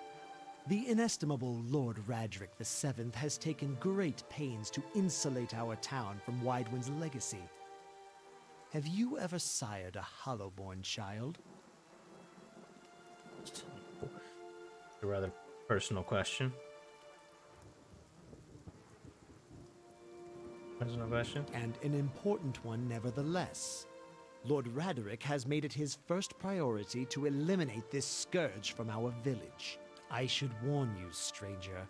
Here in Gilded Vale, we have a special place for dissidents, charlatans, and those who would hide a curse in our midst. Steps to the side and inclines his head ever so slightly towards the deformed tree. His lordship's wife is with child and due any day now. Without his approval, I shan't be able to find you a permanent settlement.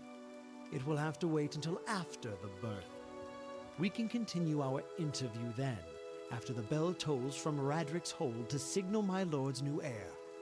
In the meantime, you can find temporary accommodations at the inn just southwest of here. I'd like to report a murder. I've been feeling strange ever since. Close call with the Bewick. There's someone in town who could help. There's something about Hollowborn.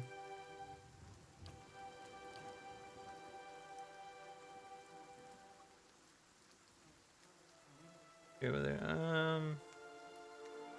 Let's start with this one. Whatever your problem, it sounds like a matter for an Animancer. However, the only Animancer in Gilded Vale isn't in any condition to speak. Consider yourself fortunate. After she failed Lord Radric, we saw to it that she wouldn't profit from the misplaced trust of others. A bad cure is often worse than none at all. But if you're set on finding a bottle of troll piss or a dead Audra pebble to rub on your forehead, you're welcome to check her pockets. A little corpse stink is nothing when you're digging for shit. My advice, however, is to be satisfied that you escaped and leave it at that.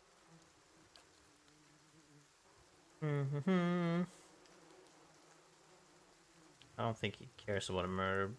I'm not going to even refer to him as that. I'll rather do it myself. I said to the spirit that I would. There's something about Hollowborn and Waidwin's legacy before. Thought that you foreigners do not have this curse in your homelands. The Hollowborn have been a scourge upon the Deerwood for almost 15 years now. He lowers his voice to a whisper. Children born without souls. Pitiful, dumb things that breathe, barely, but do not truly live. Some say the Hollowborn are a disease.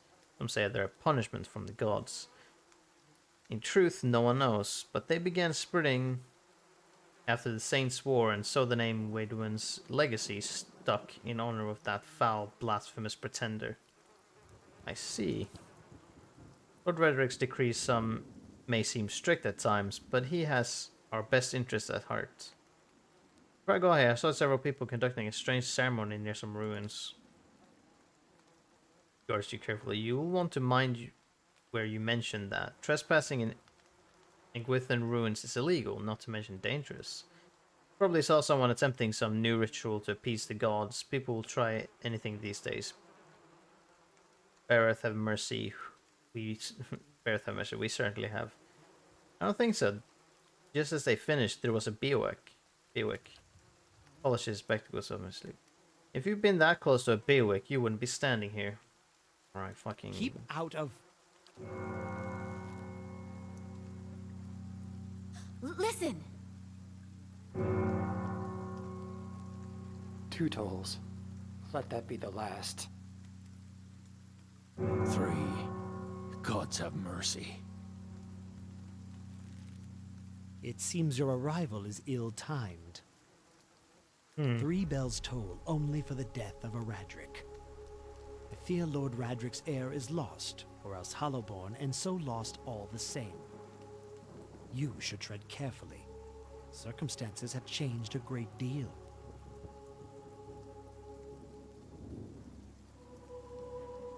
What do you mean? Killed us at a time of mourning. The legacy has struck at the heart of Gilded Vale. Our efforts to redeem ourselves in the eyes of Bareth must be redoubled. That's a steady gaze on you. What happened? I will know more details when the messengers arrive. The vagaries of childbirth, perhaps. That is not your concern. Does this affect the Lord's offer to new settlers? You can be sure of nothing right now. I advise you to get some rest. The inn, or stable for all I care. Find me afterwards. I will know more soon enough. Well, how fucking nice you are. Forget. Dull sword archer. Vision of whispers. Seek help for your condition. No illness struck with the bag. There's something else. The magistrate advised me to get some rest while I was wait for permanent accommodations. That may be the best thing. Down this at ease. Yes, but first we need to visit the inn. We also need to confront Nonton, who lives somewhere here. Which, if we look at the map, we can just fucking check. I believe we can just go like that. No. We can't quite. All right, fair enough. I thought we could just check and do a beat. So we need to go there. Was there 2 inns? No, that's the smithery. Ingrid's house. Alfred's house. Northwest Aloth, that's a character. Road set, alright. Temple of Aothis. Right. See if we can't find something. Oh, some mushrooms. We need to grab the mushrooms.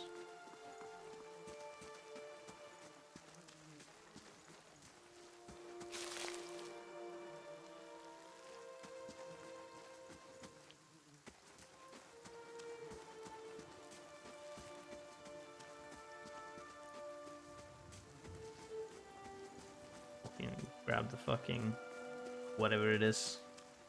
What is it? I have blood moss. Blood moss.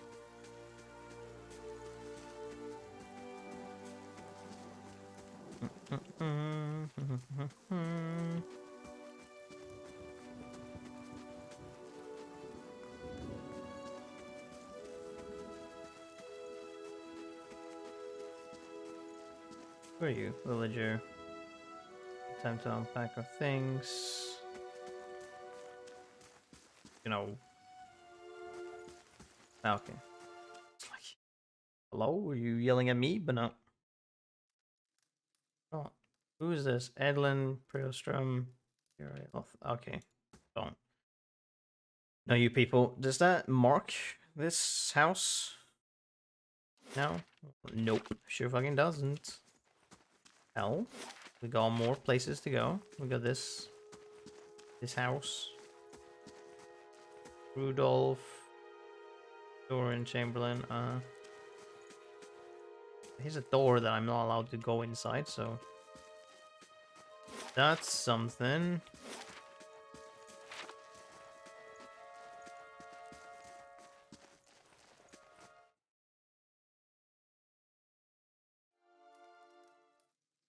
Ah. What's up, douchebag?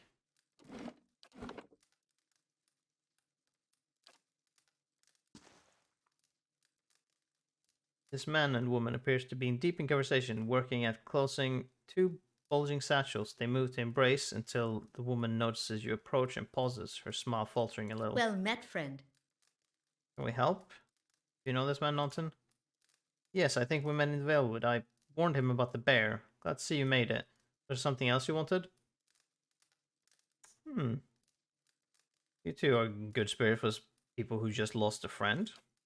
That's unkind of you to say. I'm grieving my husband in my fashion. I'm only sorry I could not convince him to leave Gilded Vale before this happened. Of course. This was definitely planned then. This is not just, oh no, we found this thing and now I run. Nope, this was planned. I'm relieved to be rid of this terrible place, that's all. It will cost me the greater part of my life and now my husband. And I'm glad to be free of it. It's cost me the great. Two seem to be in a hurry. Yes, I imagine so. Packing for a trip, actually. I've been meaning to visit Defiance Bay, and, well, in truth, I think I've had my fill of this town. Time for some new scenery. I know what really happened in the bear cave, Nonton. The color drains from Nonton's face. I don't know what you mean. I told you the truth of it. Are you accusing him of something? Ingrid looks at Nonton, touching his arm. This is about the accident. We're both grieving Pearlie's loss. But it was a wild animal's doing. Nonton shakes his head minutely. I believe that would be the word. You see a tremble in his hands. What would make you suggest such thing? Head of vision. That's not gonna fucking say anything. Why did you do it? Oh, okay. If I had more resolve, we can have a different thing. That's not gonna do much, really, but why did you do it? He was your friend. Hesitates and then expresses target. My friend, he was a cruel enough man to his friends. Wait, what the fuck? He was a cruel enough man to his friends. You didn't know him. You wouldn't defend him if you did. Man. Nonsense, wait. I don't know what you saw in that cave, but this is what you think. Pearlie, my husband, he was as much a beast as that bear. I tried to leave the first time I suffered his temper, but he wouldn't have it. Nonsense, we met, and I knew I'd find someone special, someone kind, who cared for me. Please, all we want is to leave this place, to start somewhere else. We've some coins saved up. You could have it, if you'll only let us go. Oh, Jesus. I mean, you shouldn't have fucking just straight up killed him. But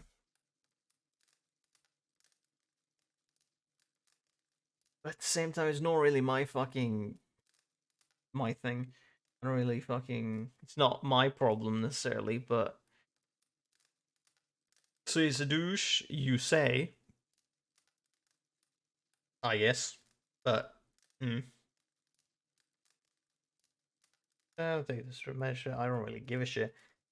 But it doesn't get a second chance. You two don't deserve one either. I mean, that's also two people. That's a bit unnecessary. Get money? No, definitely not that one. They don't deserve that extra money then. Sure, give me money, bitch. I'll take the money. Get out of here. It's not really my problem.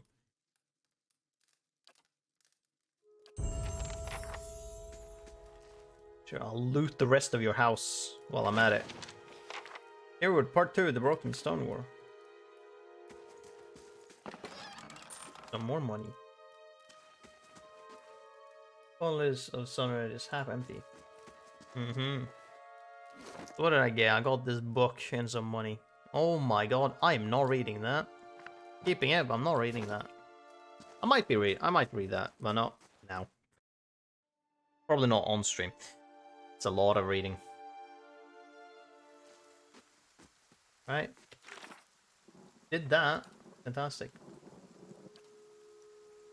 Late for dinner. We need to go to the Black Hound Inn.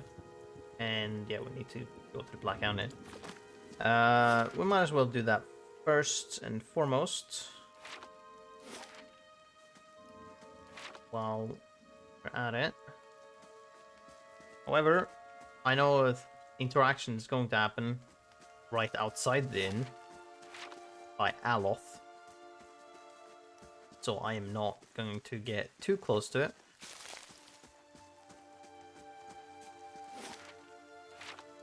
Yes. Right close to it. We're going to save here. Pop. And we're going to end